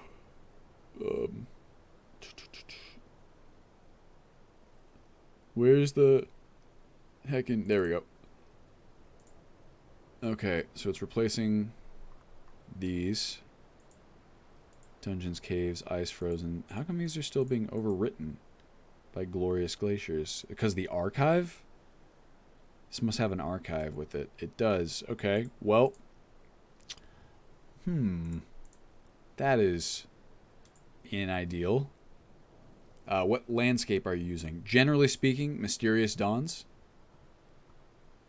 Sonar, if I'm pronouncing that correctly. Oh, I know how to unpack BSAs and stuff. Vengeful. I've already done that for a lot of these.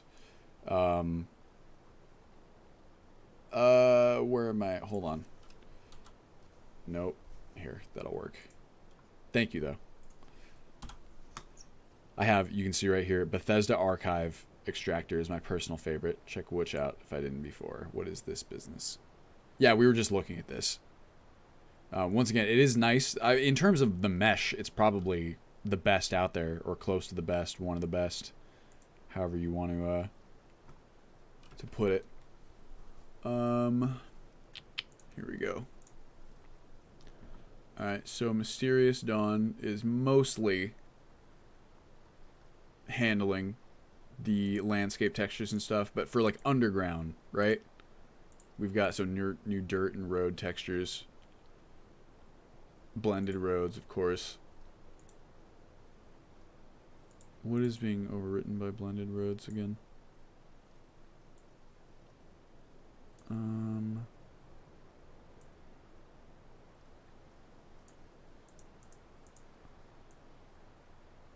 What? The H?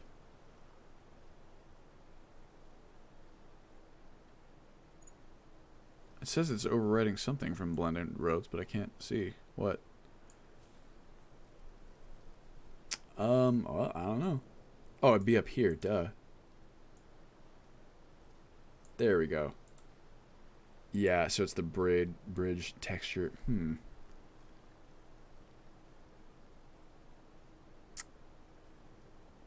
I guess the mesh, I guess that's correct.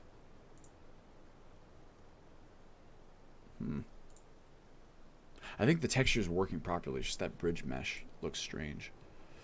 Where's Glaciers Underground Texture Overhaul?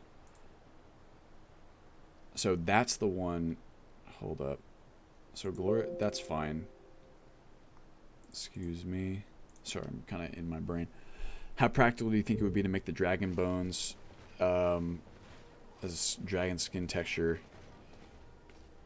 I mean, I think it's totally possible. Someone would just have to do it. You got to think of dragon musculature, right? Be a fun project, honestly. Anatomy of a dragon. And these textures are definitely Osmodeus. They're the best Windhelm textures I could find. Oh god, something just fell.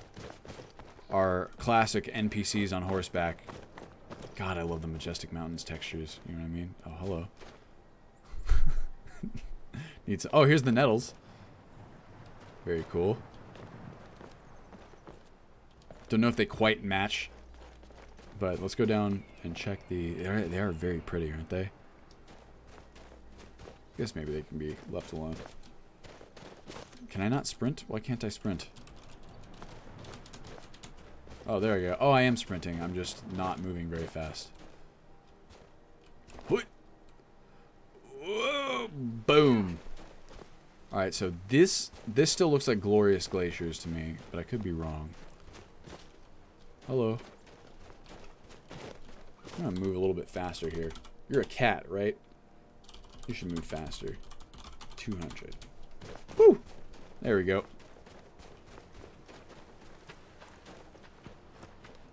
These are definitely Mysterious Dawn. Whoop! Tomorrow my neighbor's finally coming home after being in the hospital. Oh, God. Does that horse still have collision? It must. Looks like nettles. Yeah. That sucks, dude. I'm still kind of waiting to see the long-term effects of COVID. That's kind of like the scary bit to me. Okay, so I mean, these glaciers, that looks like glorious glaciers to me. I don't really know if it's supposed to be refracting. I suppose it is, and maybe glorious glaciers is overwriting it within the BSA. So I can try extracting it and then see what happens. In fact, let's do that right now. I'll make a save. Like so. What? Punch. There we go. Alright, so we got to save. Sorry, I put the wrong one. This is the one on the staff. One good long-term effect is Darwinism. I mean, sort of, Finn, but like how many people are getting it because they're respecting quarantine and whatever, but someone around them still doesn't, right? The BSA will overwrite the loose files every time. I thought BSAs are overwritten by loose files. Oh, in fact, that is the case. I know it is because that's why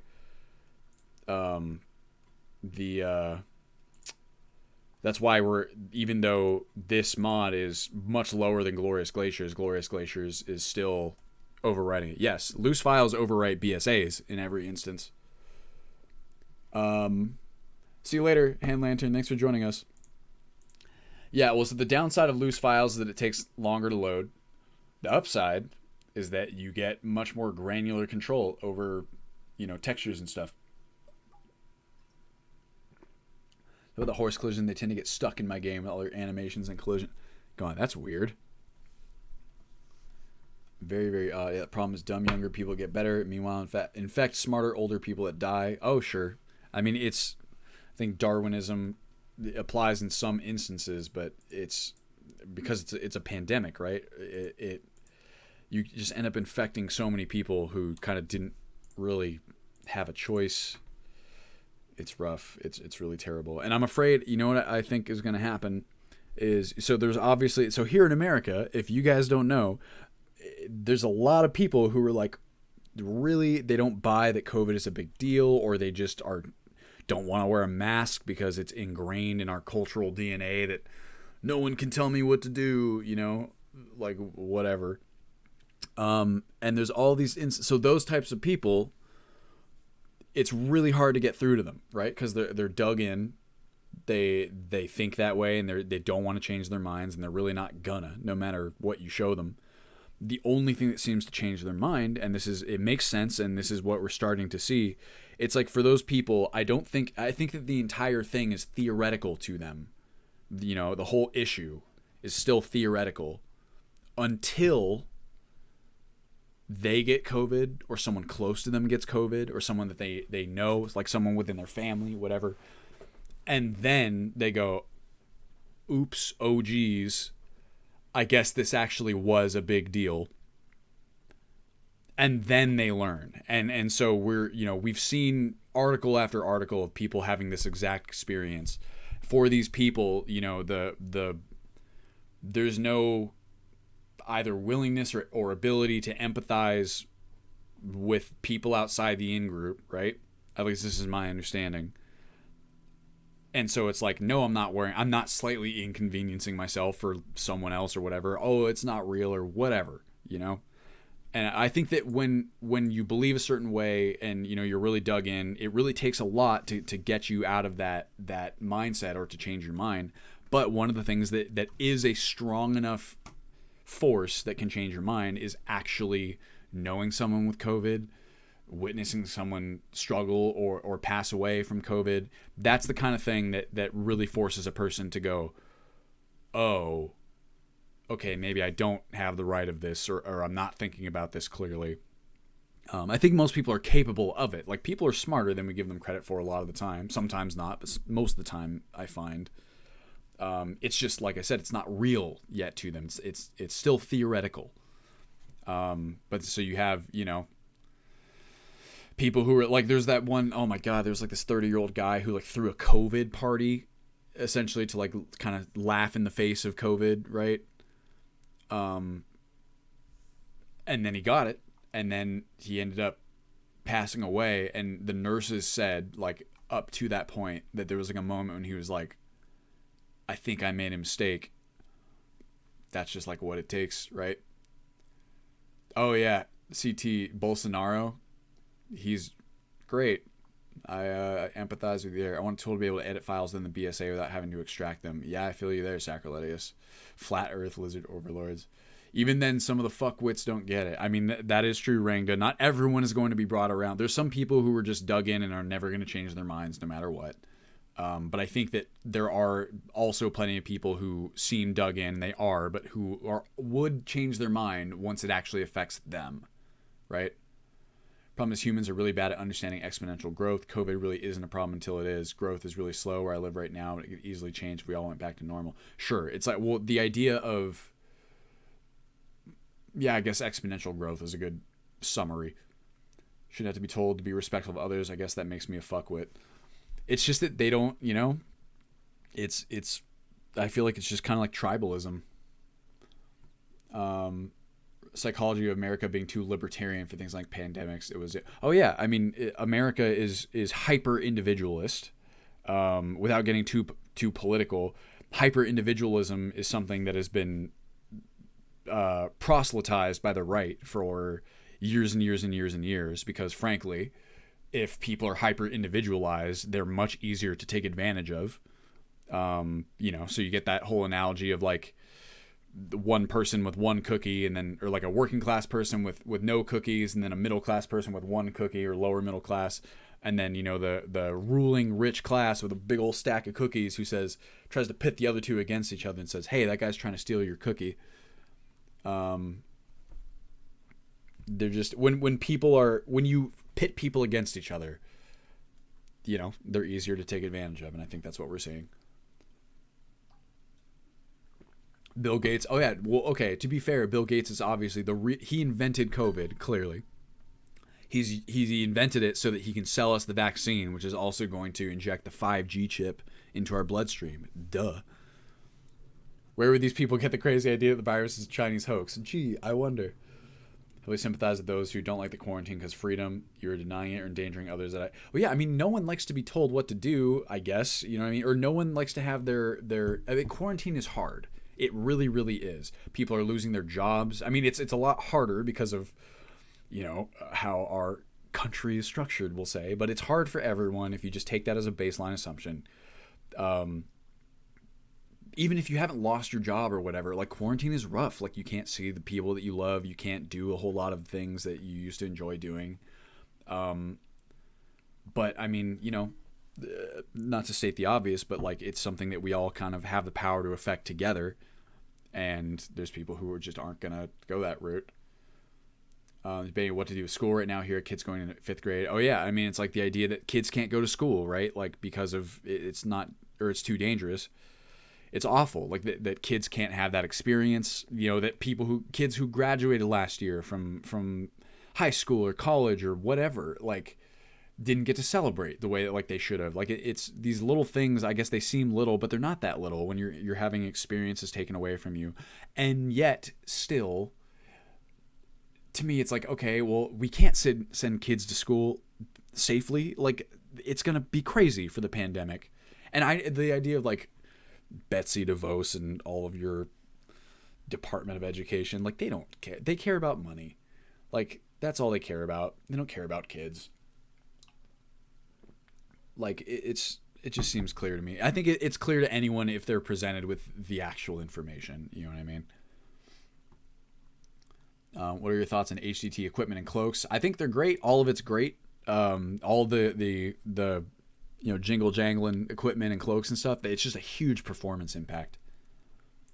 And it's not yet worth it. Don't think that's how I view it individual in my dude, but I'm not here for politics. Well, I mean, it's generally mine.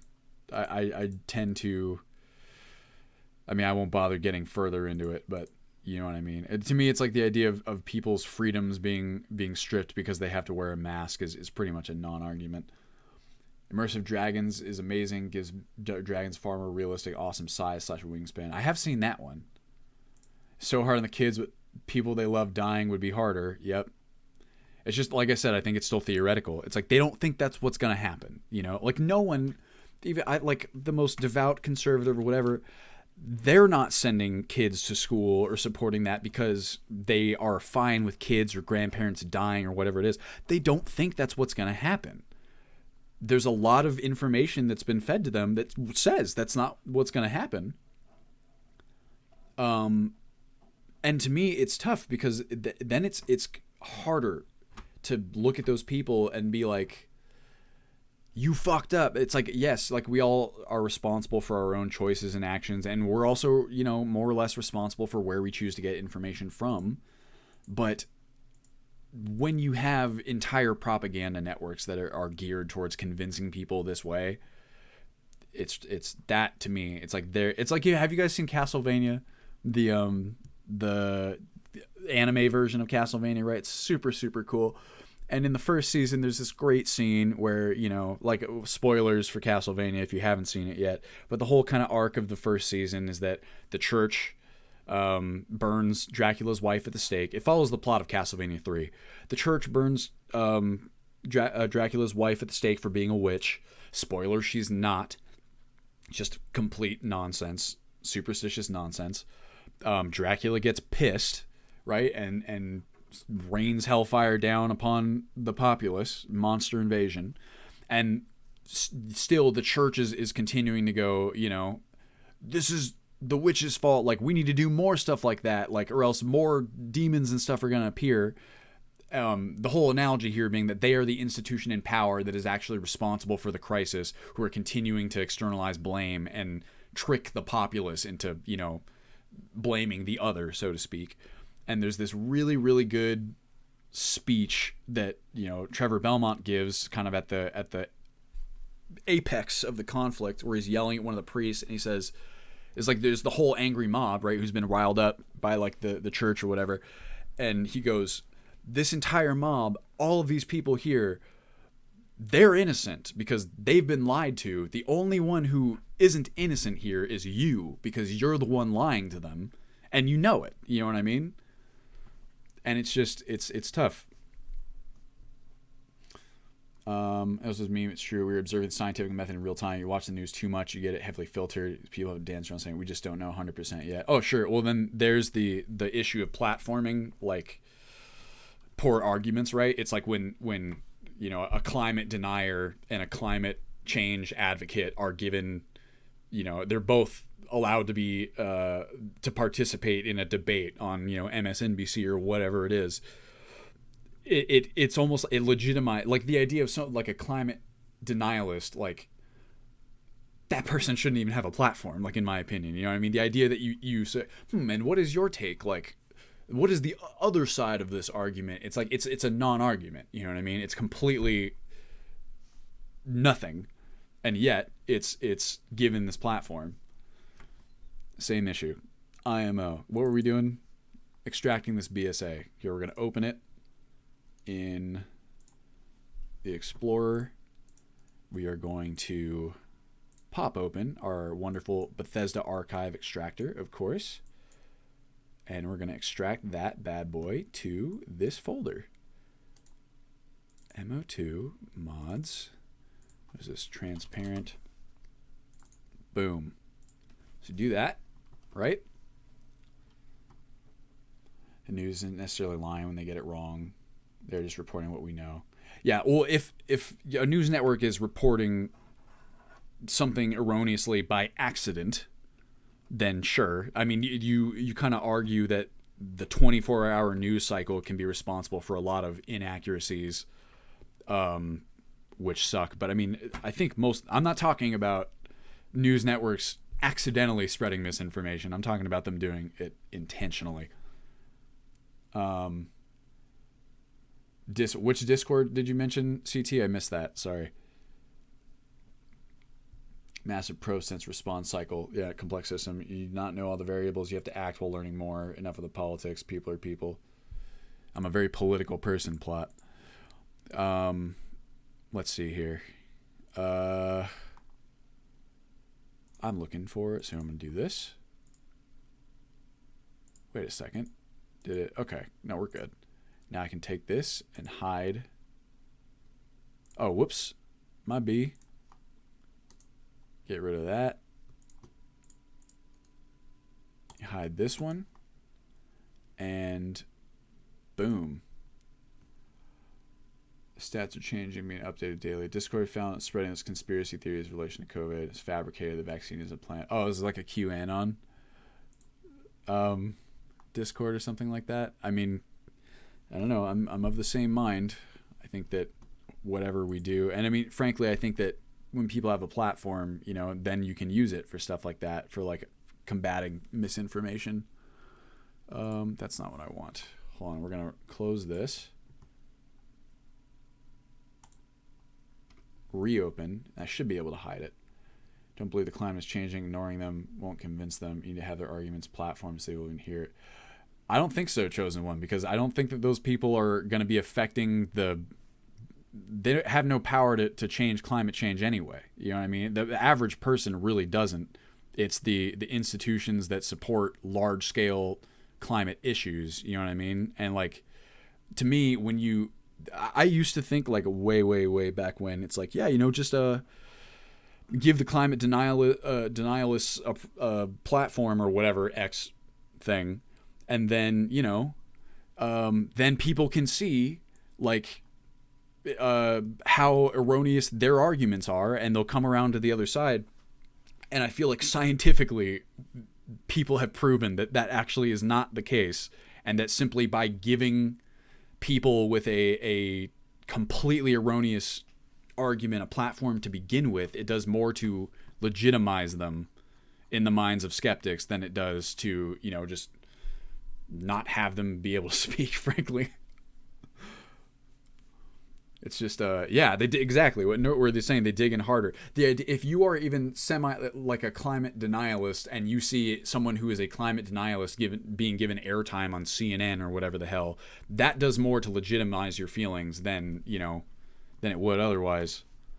So I'm like, nah. It's like if someone, what's the classic argument? You know, someone comes along and says, I'm anti-genocide. And it's like, well, now let's hear from the pro-genocide side of things. It's like, that shouldn't even be a side that we're hearing from, in my opinion. Okay, now I think we're good. Right? Okay, cool. So it should be... Okay, now we're not getting overwritten by anything. Now we can go in and check the ice textures. See how it looks. The argument is science that willfully ignore it, giving them a platform, change nothing. They choose to ignore 18 years of school. For sure. I mean, I agree. And I mean, this is... You don't have to take my word for it. Like, there are... we could go looking for them. I'm probably not going to do that. But there are multiple studies that show that deplatforming is far more effective, and that specifically, like, giving them a platform is far more harmful. This is kind of how discourse has shifted over, you know, years and years and years, right? Is eventually certain ideas get to the point where they're just not worth perpetuating in any way, shape, or form, and that's how those ideas die out, because, you know, there's no, it's harder to propagate them. And yes, giving them a platform is profitable, or it's like, it's entertainment, right? It's entertainment news. You know, it's like flat earthers, right? Like, someone comes along and you give flat earthers a platform, that does far more to propagate the idea than, you know, just not allowing them airtime on CNN or whatever the hell. But at least in that instance, something like flat earth is just, it's not harmful. It's just hilarious. You know what I mean? So fine, give a flat earther your whatever platform. It's just like, whatever. It's awesome.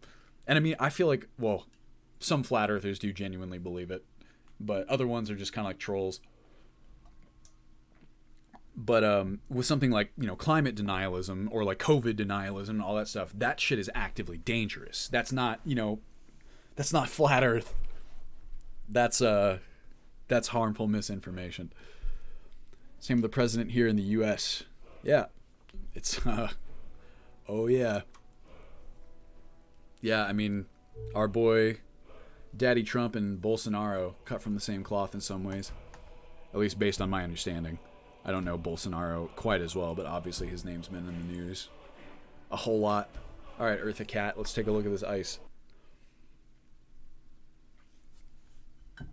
Oh, if I'm low on paper or ink, I can treat firewood, iron ore, and charcoal with certain solutions. How about that? Oh, excuse me. Ah, wait. Ow. Stop. Excuse me. Whoa. Why is my frame rate like really high? Oh, I'm fast. That's why. Okay. So here's the refraction textures. It's interesting. It looks kind of cool. It fits well. It's not quite as blue as the Glorious Glaciers, but that's not necessarily a bad thing either. Okay, so Vengeful, did you say who was it? You that said? Someone said that the snow looks weird with the refraction. That's a bit blue over there. Maybe the same. Here, I gotta get up into the sky. Whoops. Yeah, I almost kind of prefer this. I feel like it looks a bit better. It looks a bit more like what I imagine glaciers to look like. Are these ones bluer than those ones? Or am I just crazy?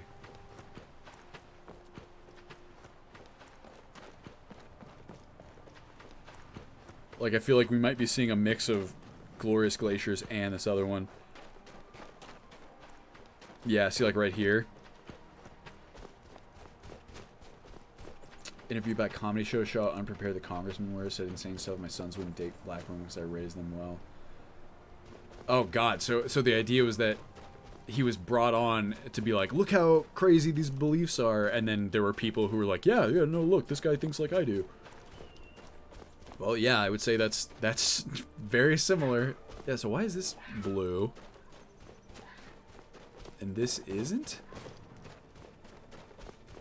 Am I crazy? Maybe. Is the idea that some of these are like mountains and the other one... Wait a second. You guys see what I'm seeing, or am I crazy? Like, some of these are a little bluer and yeah, like it's strange, right? Or maybe these are supposed to be like rocks and that one's...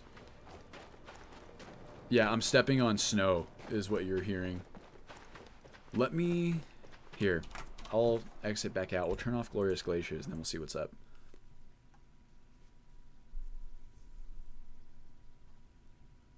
What's Alfiq? Who's Alfiq? Also, I'm probably not going to add this, the Khajiit race in, but it's cute. Uh-oh. Losing frames?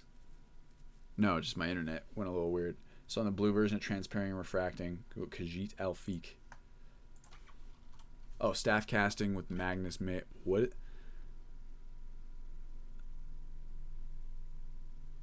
Mage staff. Whoa. What is this? Oh, it casts your spells through a staff. Oh. Interesting. That's pretty cool. I like that.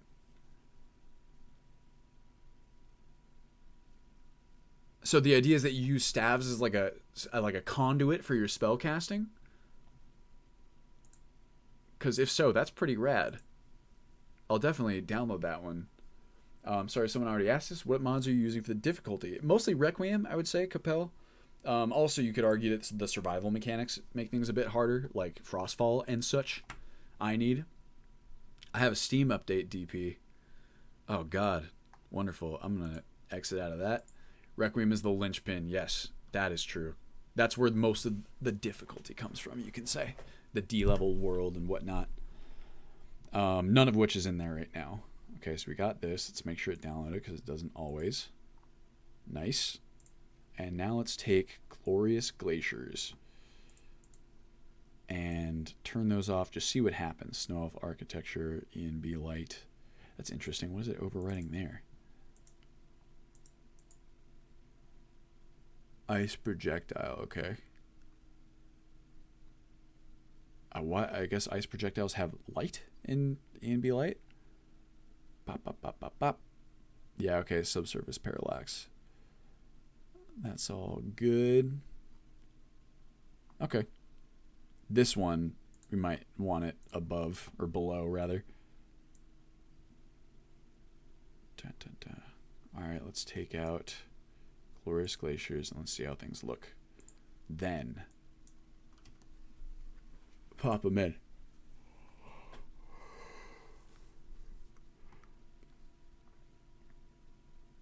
Whoa. Is my chat resistant to scrolling?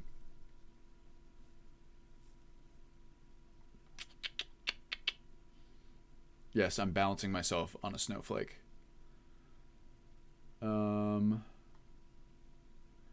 Could be great for battle mages. I just like the idea of staves instead of just casting a single spell. It's just that's kind of boring. I'm gonna use Requiem. You have any thoughts on Yash? I've never used Yash myself, Capel. But I know it does some similar things to Requiem. I've just been a Requiem player for forever, since like 2013, which holy shit, that's like 7 years ago now. Oh my god. Alters the glow from Ice Spike, also makes them semi-clear. I remember that from the refraction mod. I didn't know that ENB Light was adding like a glow. Internet's probably done more harm than good in regards to misinformation. Decades ago, people would be quiet over things flat Earth because people around them would laugh. Yeah, it's a way to find. I think it's a double-edged sword because on the one hand, it's the internet was. I mean, first of all, it was always going to be created. People predicted the rise of something like the internet years and years and years and years ago. It was just a matter of the technology getting there. But it can be difficult, right? Because you're right that the internet, for all of the information propagation that it also allows for disinformation propagation, which is why, in my opinion, the concept of something like deplatforming is important, because to me, the impetus then becomes regulation. That becomes our responsibility. I think we have a societal and moral responsibility to keep an eye on the spread of misinformation and prevent it where possible. That's why I don't believe that, kind of like just it'll sort itself out will kind of work. You know what I mean? I think it's a nice idea, like the idea of like, let the ideas propagate themselves and the good ones will rise to the top and the bad ones will not. But in like functionally speaking, it just does not seem to work that way. We're just too. It would work that way if humans were like, altogether logical and we all had great critical evaluation skills and we all knew how to do that stuff, but we don't really. Humans, even someone who does have great critical thinking skills is, human, so they're emotional, they're fallible. And oh look, now they're all kind of blue, which I actually do like a little bit. This looks pretty nice. What do you guys think? And we just can't count on that to happen, which is why I feel like we kind of need to take an active effort. Of course, we have to be careful because the freedom of speech and these kinds of tenets are important. Like the restriction of ideas is a dangerous kind of slope to go down. But I think there is a distinct difference between restriction of valid ideas versus, deplatforming complete nonsense ideas that provably have no validity. Okay, here we go. This looks really good. What do you guys think? Been playing around dynamic animation replacer, amazing simple animation of choice. Dynamic animation replacer is for sure the future plot. You have me convinced already. There's already so many cool things that are coming out with it. Watching episode season 7 of Homeland, same false news topic, EVG. Just don't recommend using it while testing. Yeah, I don't have it on right here. How about this, guys? This is good, right? This is a nice, like, consistent kind of blue. I like the blue. It adds, like, a little bit of color to, like, the coastline. It's just, of course, the matter of making sure all the textures are, what's the word? Contiguous with each other. That is always my thing, right? Speaking of, exterior 01. Nope, just Fort Animal exterior. I wanted to revisit this area to kind of look at what it's like without 3D trees. If you're still using sky testing to add extra creatures, hunting and Skyrim recognition, certain creatures won't show up skin. I actually don't have sky test installed right now, Vengeful, just because it's had problems with it, over time. Oops, forgot I'm still TCL, but thank you for the heads up. That would be something I have to do. Okay, so this all looks really good. This dirt texture, real great. And you can see, this is the Mysterious Dawn dirt texture, and the stones are a a very solid color for like the match. I think it looks really good. It's just, I don't know about these. What do you guys think of these? It's like these stones. I guess like you could argue that the Imperials brought their own stone. It's just like, okay, if they're mining it from nearby, I want to make sure that it all looks consistent. You know what I mean? So used to the north being bleak and cold, looking at brightness almost makes it feel warm. Oh yeah. Will U.S. include Serana dialogue edit? Most definitely at some point. I think they should be lighter. That's just me. You talking about the stones? Or you talking about the dirt? Like, I really do like these textures. The underground, right? They're actually made by the same people, the same guy who does Majestic Mountains. So I don't know. I don't know if I need them to be lighter necessarily. It's just a question of like the stone and the stone size and styling. Like, does it match? You know, especially if there's like a farmhouse nearby. Like, where's that one in Darkwater Crossing? Can't really see it from here. The inside looks really nice, but I don't know. I might experiment with this one a bit more. Just kind of see what we end up with. So I got a lot of texture mods in there. You can always take a look at what the other ones look like as well, right? The interior looks really good, but then same thing. If you're gonna adjust the exterior, you gotta adjust the interior as well, because these stones are the same. Like on the walls here. Look at that EMB light. Can you not? I'm trying to look at textures. Hey. Kill all. Sorry, that's what I meant to do. Nice spinning animation. Forts are first and second era. Oh. Okay. Well, then there you go. Vengeful. Then I feel fine about it. Because this, I mean, to me, you can't argue against the fidelity of these things. Like, they're beautiful. Like, this is beautiful texture work. Absolutely gorgeous. It's just a question of whether it fits. But honestly, I don't know. I think,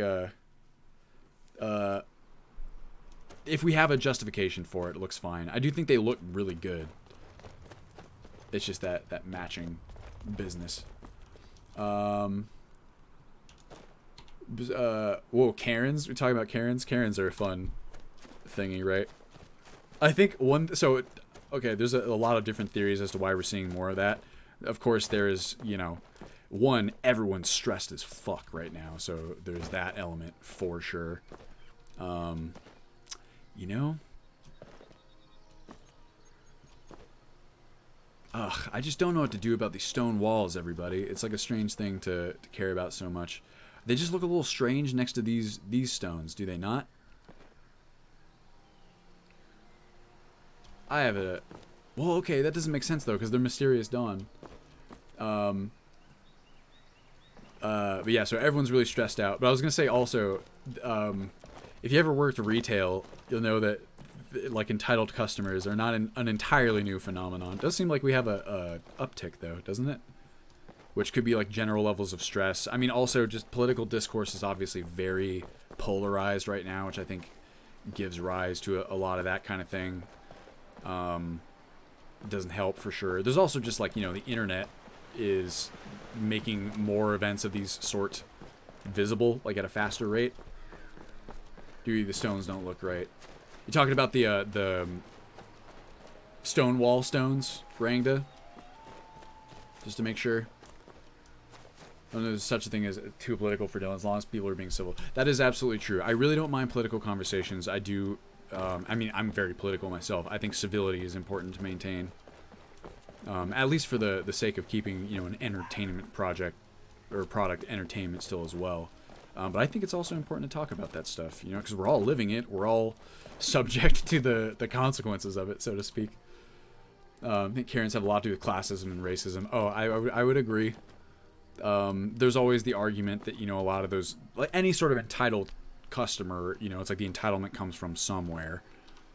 Let's see if we can kind of see about these stone textures, since we're talking about other stuff. It's a fair... Two textures don't look right together. The issue there, right, is that those textures are both, I'm pretty sure, by the same author. So here's what we're going to do. We're just going to make sure we know exactly what texture is being edited here. I think it's architecture, but let's make sure. Maybe like villages, architecture, docks, farmhouse. Yeah, here we go. Rubble, farmhouse, rubble. No, farmhouse 01. fence woven. Well, we can use this in any case. Here, check it out. Open origin in Explorer. Whoop. Here we are. Mentality of a woman is always right. Give us a sense of entitlement. I don't know. That could be a factor, Vengeful. I don't quite know. Karen's come in all shapes and sizes. Yeah, political affiliations. What else we got? For lead politics, like the subs of disagree. We're now mentioning Karen's. Yeah, but Karen's talk about the entertainment value, except for the poor people who have to deal with it. My God. Let's see here. I believe when I click this, it ends up being just a door. Oh, no. Okay. We good. All right, so here's the texture, or here's the shape that's got the texture applied, and we can see what the texture is. Let's talk about beautiful dirt. Yeah, definitely more visibility.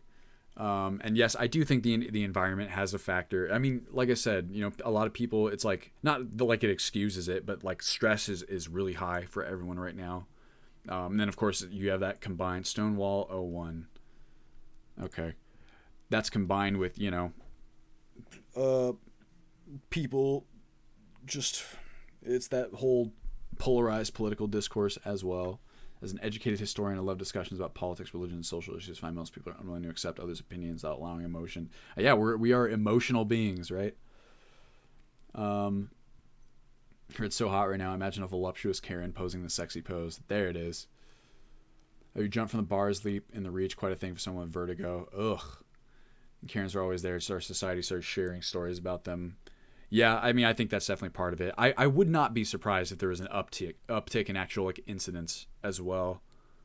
But it's hard to figure out, right? It's like how it's been with so many different things. Like if you looked at, you know, like what was the thing people would always talk about kind of in recent years is like, it seems maybe if you watch a lot of news, like everything's really violent. Like there's more incidents of violence, which is at least in part fueled by the fact that most, you know, a lot of stories are about that because people tend to watch that kind of stuff. But, you know, if you compare that to the actual statistical rates of violence, like violence has gone down in America like considerably and consistently for a very long time. So there's always that exposure argument. It's tough to suss out, you know? Okay, what is it? Stonewall 01.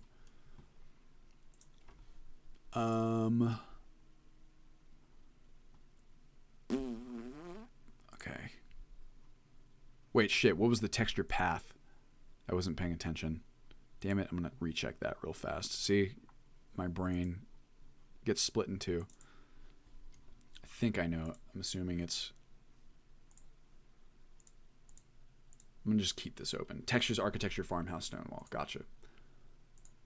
Textures. Architectures. Wait. Oh, whoops. I'm still in meshes, aren't I? Textures. Architecture. Farmhouse. Stonewall 01. Stone floor. Okay. So that's Mysterious Dawns. Now Noble has one. And I might have hidden the ones like from Skyland and stuff. So let's see. Textures, architecture. Nope, guess not. Or I might have, you know, when I like installed it. Let's see. Reinstall. I bet you I just didn't install it. Yeah, fake news. Or like, there you go. Like the polarization, I guess it all kind of like falls in the same thing. CT, where it's like, you know, the spread of misinformation, of course, is gonna, it not only does it propagate, you know, people who have like these kind of ideas that are maybe not quite emblematic of reality, but also it makes them scared, you know, like it convinces them that not like X is the idea, and also the people who disagree are like coming for you, like they're gonna kill you, or they're gonna take your job, or they're gonna horribly impact you and the people you care about in some way. And so people get scared. I think that when you see kind of high degrees of emotionality like that, I think fear is oftentimes the root emotion. I think that remembering that can be helpful sometimes. Stone roads, those are pretty nice. I'm going to let solid landscape textures, hold on, next. Whiterun, call it towns, villages. It's like those ones are pretty good. The Skyland. Okay, I'm gonna cancel just in case. Files. But I was just gonna say that I feel like, oh, hey, here we got one here. Unhide. What do you look like, my friend? That could be pretty good. Osmodeus, you guys want to try that one out? I was just gonna say, I feel like when you interpret things from that perspective, it kind of helps me stay calm personally. I can only speak for what works for me, but because it's so hard to not get riled up when there's so much at stake. It feels like, you know. But as Plot said, like, you know, we're all human in a lot of ways. Like we all have, we're a lot more alike than we are dissimilar, I think. And like the way, you know, whenever we think someone's crazy or like has the wrong opinion about something, I'm not saying they don't or whatever, but forming those, like the kind of biases that get us there, like we're all subject to them. Ancient medieval history and Latin, that's rad. JS Brando. Don't get a degree in classics. Classics are cool. I have a friend, she's a lawyer, who has a classics degree. Biopsych, that's awesome. Hello, Prince Wolfchild. Dovahkiin must be the best long distance in the world. Nice to have good dirt to run on, keep the feet healthy. Hell yeah. Although stone, that would hurt after a while. Big fan of US. Just installing it. Let you know next week. Ron's a chiropractor. How about that? Software data engineer. People, like, we joke about, like, I was a film theory major. You know what I mean? Like, people talk about not being in their degree, like in the discipline or in the field or whatever. But I firmly believe that, like, everything that we learn and all of our experiences kind of create dots that we connect in one way or another, you know? Hazard says you don't have a data tab filter in MO2. Oh, is that one of the new MO2 features? Must suck to be a girl named Karen right now. Oh, yeah, I think about that. Like, if you guys are familiar with My Favorite Murder, the podcast, I'm a big fan. Liz is a big fan. She got me into them, Karen in Georgia. And I always just feel bad for Karen because her name's Karen. Of course, she's like super cool about it. It's like, it's not about, no one's talking about Karens who are, you know, sweet and cool and nice. Okay, so we got, all right, refresh this. So now we got Osmodeus going. Who knows? Maybe we'll just end up liking this one. Does Underground have one as well? No. I don't think so. Okay, so other options we have are, what is it? Noble. And we got heckin' Skyland does have one if we install it with one. But then that's going to suck because I have like so many edited textures. It doesn't, here, let's just kind of see what it looked like. Because some of the Skyland textures have this thing, like this kind of consistent style where there's like a lot of, what's the stuff that goes between bricks, mortar. What am I thinking of? They have like a lot of that, whatever that stuff is. At least your work correlates to your degree somewhat. Yeah, mine does, luckily. I never Google Khajiit Al-Fiq. I'm on it right now. Khajiit Al-Fiq. Form of Khajiit. Oh my god. What the heck?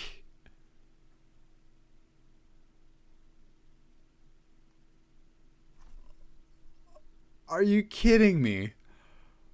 Why do the Khajiits have all these like half races and stuff? Half orc.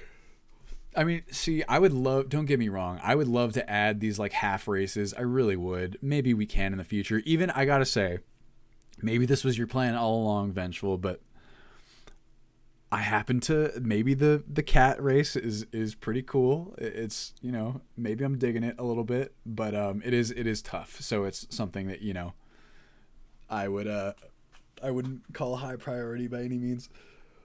Doctorate chiropractic, finishing masters. Starlight, don't come for my cookie, gladiator. Also, that sounds like a weird euphemism.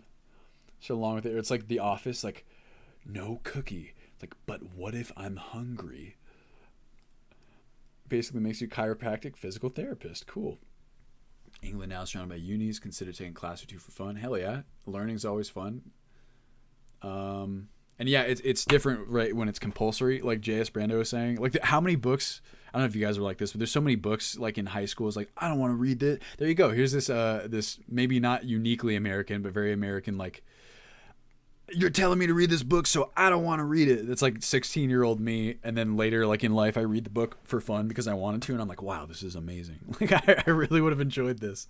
I didn't do that, like, tremendously often. Most of the time, if I didn't read a book, it's just because I was lazy and not a good student. But sometimes. Okay, so this is great. I don't know how you'd play as one of these. Mortar. Okay, so I was correct about that. I don't know why I thought that was not it. Smart as normal Khajiit. I mean, clear. They look even smarter. This is the coolest thing I've ever seen. Just straight up. Explain why they look different in Daggerfall. Gotcha. Ah, okay, I feel you. Let's start. Create a hobby restoring salvage cars. Hell yeah. ESO, give its own spin.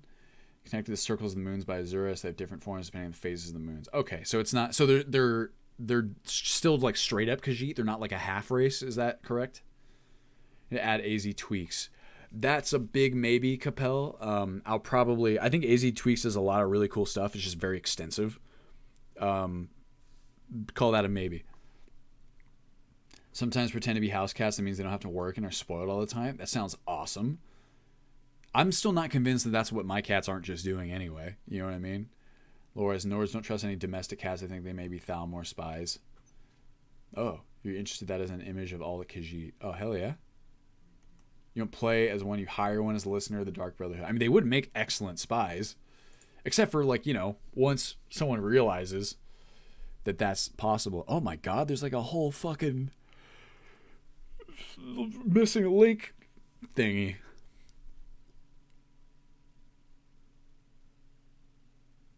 This is wild.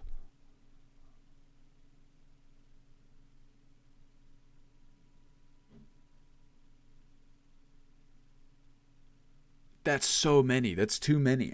Why did Kashyyyk get all these?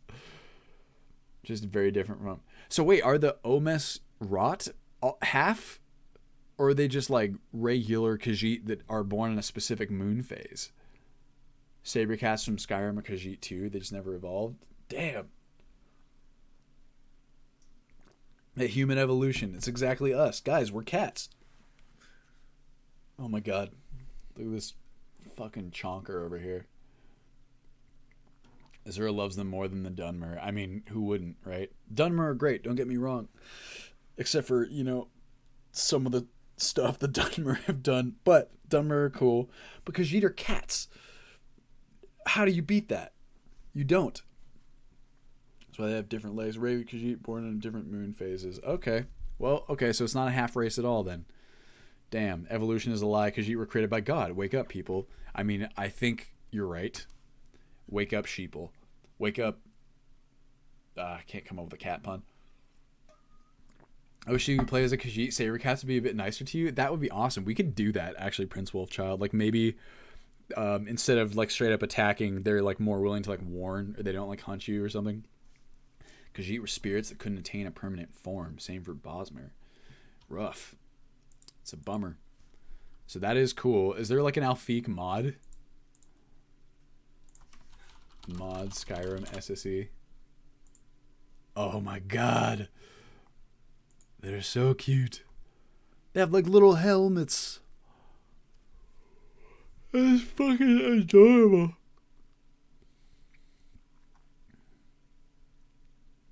That is insane. You're not Chimer anymore. I'm too busy coming up with new cats. You're gray, I guess. Oh, beautiful. Are you kidding me? Adorable. Look at the tail armor. Looks like it's made out of chorus. These little fucking things. Well, it's pretty cool. I've never, so like race mods are like not ones I've looked into a whole lot. So maybe there's some cool stuff there that it would actually be, you know, fun to do. I mean, I'm always down to add more variety. So here's what I wanted to look at the heckin' just to see before so I have these installs are very customized, so I don't want to reinstall or like go through the effort. Yeah, so like this, it's not, you guys kind of see what I mean about like the mortar, right? Let's try, what's it called? I said already 250? What the fuck? I posted a link about Khajiit language? Of course. Sacriletius, just FYI, whatever link you want to post, I trust is going to be fine. You don't even have to ask. Just go for it. I appreciate that you did. Just go for it. It's called the Wild Hunt. Oh, yeah, that's right. OP secret weapon as a race. That I did hear about because I was like, isn't that The Witcher? Or what was this? What is this? This YouTube. From the tag. Ah. Okay. Gotcha. I'm going to, just so I don't accidentally get demonetized, which I have done several times now by accident. All right, here we go. Everyone ready? Also, wait, Hazard, if you're still there, so the data tabs that you were talking about, how does that work? Like, you can have several data tabs open, and like that way you don't have to constantly like untwirl and stuff to like compare different stuff. Hopefully that made sense. All right, here we go. Run. Like other form become monsters, they eat themselves, right? So it kind of sucks. Oof. So monsters exist in TS are actually created by past wild hunts. Okay. Khajiit is born under an eclipse. They become Khajiit version of the Dovahkiin. What? Like they can shout? Plot. Did the hair YouTube videos demonetize you? No, they did not, thankfully. Those ones did not. But some of the other ones that I've looked at did. I mean, one of them that did was the Steve Brule videos, which, like, of course, that one was gonna. Filter search field you see on the bottom of the plugin list. You have that in data. You just type ask. Oh, that's so fucking cool, dude. Oh my god. Is the still beta, this version of Mod Organizer? Or how come my little update thing hasn't showed up? Because that sounds amazing. Well, it must index the entire data tab then. That's not easy. Or maybe it is. I don't know. I'm not a magical coder like some of you guys. Wizards. Every Spriggan we kill is like hundreds of years old and was a Bosmer. Maybe. They can still reproduce. Oh, gotcha. RC2, you turn on beta updates and options. Gotcha. I feel you. So it's like at some point they were, created by the Wild Hunt, maybe some of them, but then they just kind of reproduced after that. Yeah, I know. I feel like I'm learning so much. I know some things about the lore, more than some, but evidently not nearly as much as most. Or some. Words.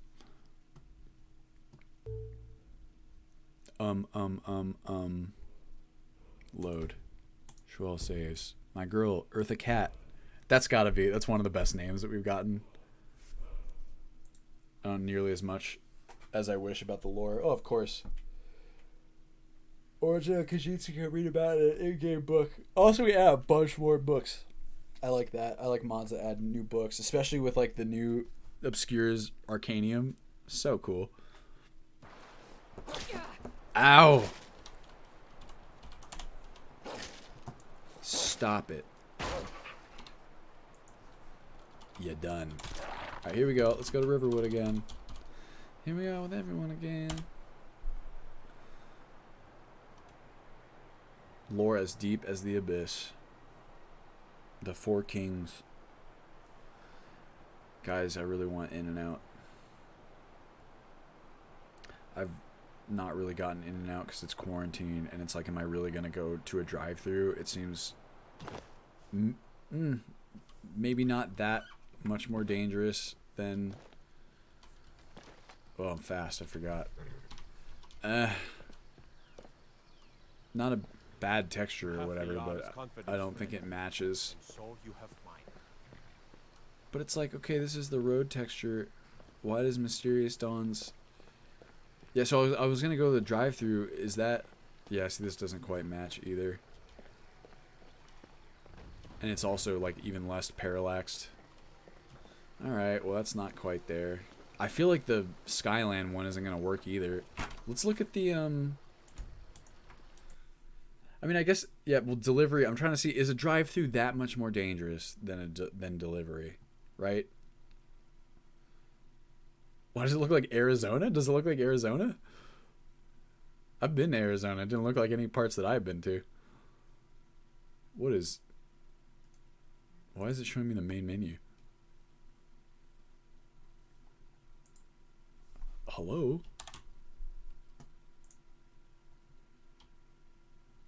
Hello? Oh, yeah, it might be Dusty. What the heck? Oh, I forgot I still had the farmhouse NIF scope open. Oopsie. Task manager, where are you? Oh, there you are. End task, please. There it goes. Yeah, because I mean, they're cats. That's what I'm saying. How can you beat that? May drive-thrus put up a barrier to help between customer and server. And the tips for sure. Oh yeah, I mean, Liz and I mean, so we don't order delivery like tremendously often. We order like grocery delivery through like Target right now. But when we do get food delivery, we're trying to hit all those food deliveries with a 20% tip because it's like, Jesus, you know what I mean?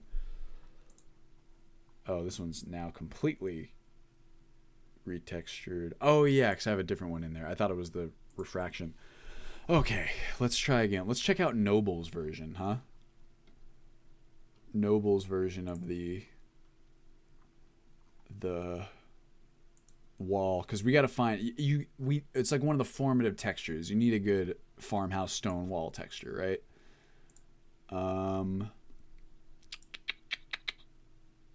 Where's Noble? It's like right up here somewhere. There it is. File tree, textures, architecture. No. Farmhouse. Wood wall. No. Stone wall.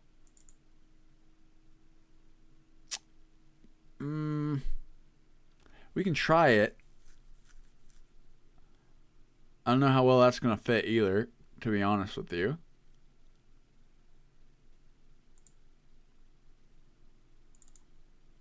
I don't know. A stone wall. Skyrim stone wall.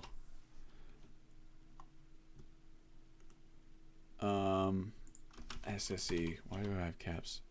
Landscape, stone wall. Each stone looks unique.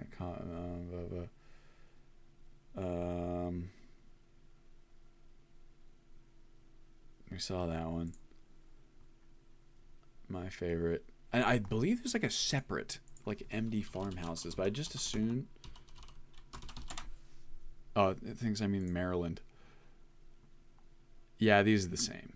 They're like the same ones. Pretty sure, yes. The child always inherits the race of the mother. That shouldn't exist.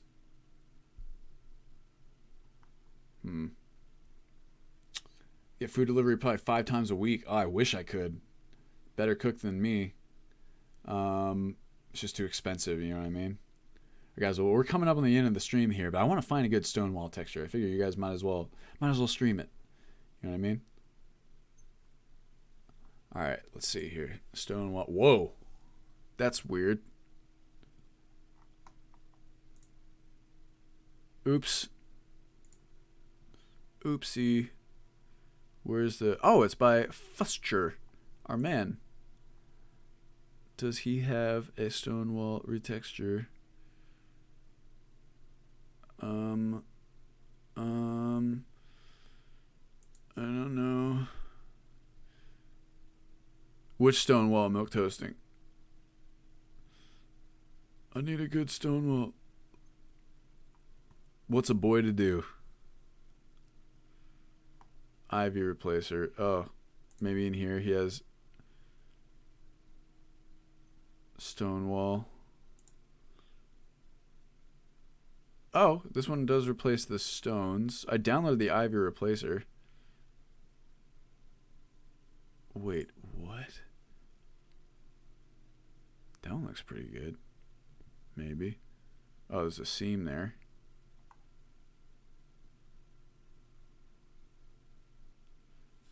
Huh. Chase your dreams. Get that stone wall. I feel you. I thought you were talking about a specific one. Stone. Let's see what happens.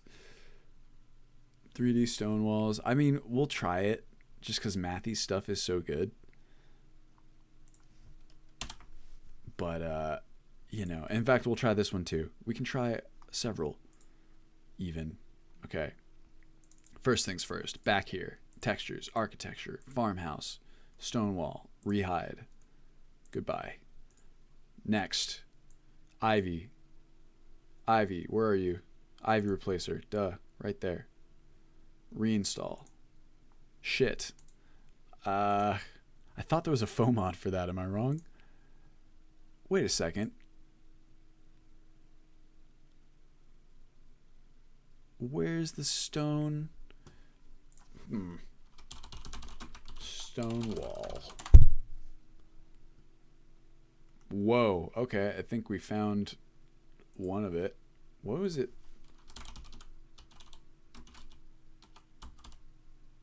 Whiterun stone floor. Not quite. Stream DP, have a great day. Thanks, JS Brando. Thanks for joining us. Yeah, I can look at this stuff on my own time. Ooh. Look at that. Could be nice. What does it look like? It looks like it's different. I mean, I see some kind of seams. Am I crazy? So you have 386 active mods. SE can have more than 255 plugins. No. So well, you can, yes, with like ESLs and stuff, but the 386 active mods does not refer to plugins. High Poly project. Essential Ragdoll mod. Oh, I saw that one, Rust. I actually got it, I think. Let me just double check, because I was like, oh, that's awesome. Yeah, I think I already... Essentials Ragdoll. Pretty sure I downloaded it. Did I? Yes, I did. Some chances are if you do this, it's going to yell at me and say, no, you've already downloaded that. Or it should. Yes. Okay, no, we're good. High Poly project. Nope. Holy Poly project? High Poly project. Stonewall. Maybe just High Poly project. Oh, yep, look at that. There it is. So those are big stones, again. But maybe it's... Okay. 3D stone walls. I want to see... Oh, yeah, see... That... it just doesn't do it for me, unfortunately. It's just too big. I downloaded. Oh, that must have been one of the other. What is this? Written 3D stone walls with ivy. Isn't there? It caused some instability for things like cutscenes. Oh, I could see that. Does Majestic Mountains not have its own? I feel like it should.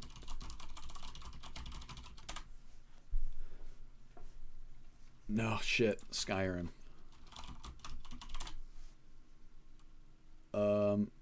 Rock wall texture bat. Oh, okay. This is interesting.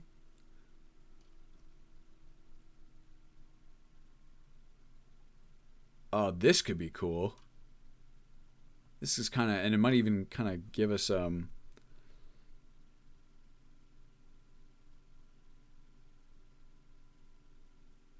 Okay.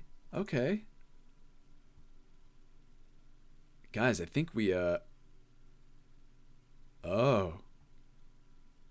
I think we found the solution here. And then also, what if we did Majestic Mountain? Wait, okay, does Majestic Mountains touch anything else besides Majestic? File tree, textures, architecture, Whiterun. No. Okay. Maybe we can do this too. I think we're onto something here.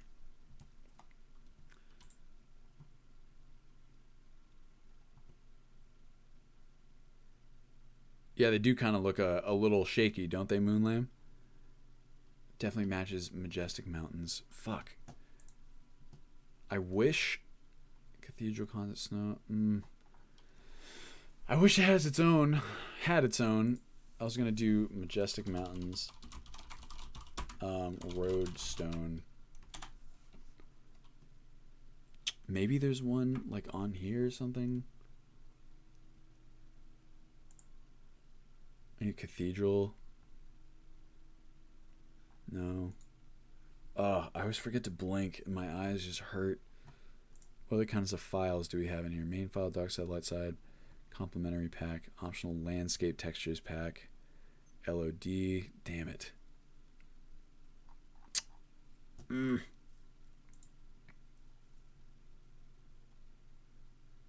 I mean, I guess rocks are heavy. But yeah, I would just be happy with like landscapes cover roads, just so you know. No, I know that. Wait, what? Oh, maybe I misunderstood you. Hold up. Really? Okay. Okay, this is okay. Now we're cooking with fire. Complimentary pack.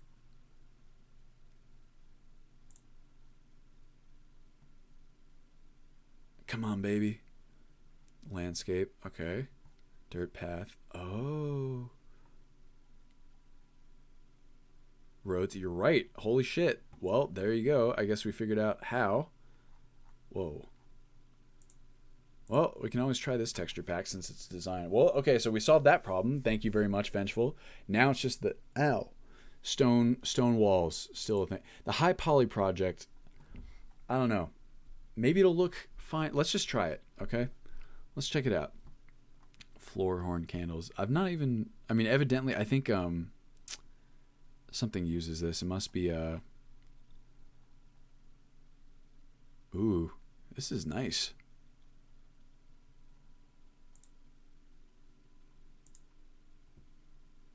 Must be what is other cool mod list? TSOs, totals. When I was trying that out, that's why it says I downloaded it. Okay, so we download this. All right, here's the plan, everyone. We download this. We download the Majestic Mountain textures for the stone, and then we see how it goes. It's going to take me a while, though. Unfortunately, I am going to have to sign off because I'm starving. I haven't eaten anything today. Maybe I'll go and get in and out. But I promise I'll mess around with it, and then we can check it out in the next one. Hopefully you guys don't have any more questions. Yeah, so I'm assuming SMIM covers HPP. You can just load that after SMIM, right? Or like figure out what I want from which. That's why I mean it'll take a little bit. But let me make sure I got all this stuff, and then we'll sign it off. We'll look for someone to raid. We'll see if George is streaming right now. He usually is. Majestic Mountain Stonewall. Oh, and someone asked Raktataki, why are you building Ultimate Skyrim? What do you mean? Because that's what I do, baby. That's my jam. I build it so I can play it for one, but also because it's fun, and because that's essentially my income right now. Is people on Patreon pay me to put it together. But I love it. That's the main reason. Okay, so we got. Did I just download that? No, I don't think I did. Optional landscape texture pack. Tight. But why? I don't understand the question. Why? So it exists? What do you mean why? Yeah, I stole Ultimate Skyrim from Belmont Boy. I murdered him and then I took all his stuff. Did it go? Oh, I did already download it. See, I'm going crazy. New. Okay, so we got high poly, and now where's that other one?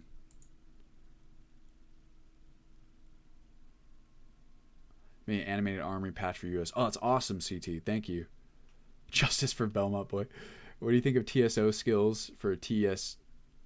I wouldn't. What do you mean, Rust? I don't really have the expertise with TSO to be able to say.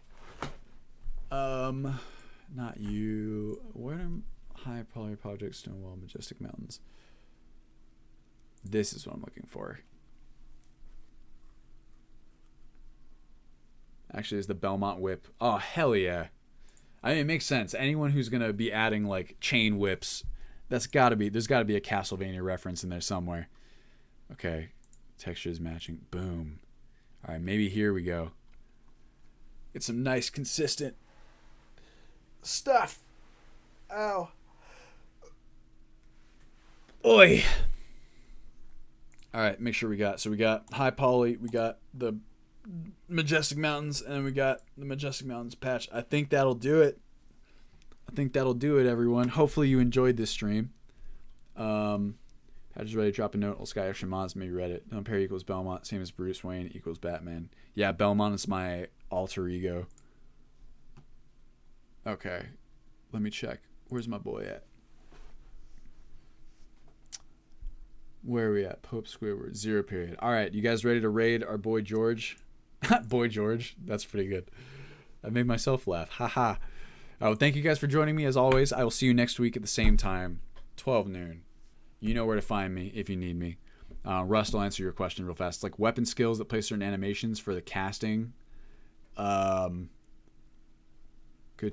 a second. Okay, well, just real fast. We're gonna look at this.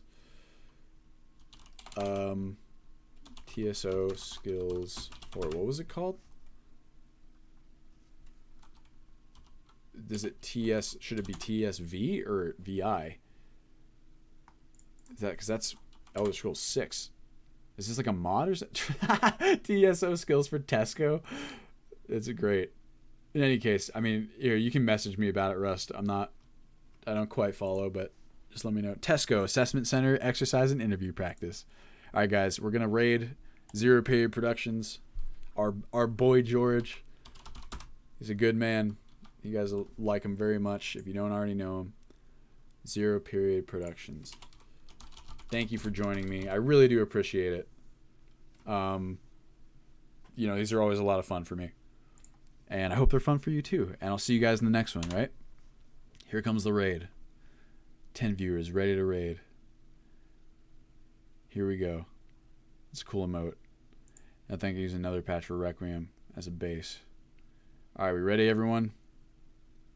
Let's hit it. Thank you guys for joining me. I will see you next week at the same time. Goodbye.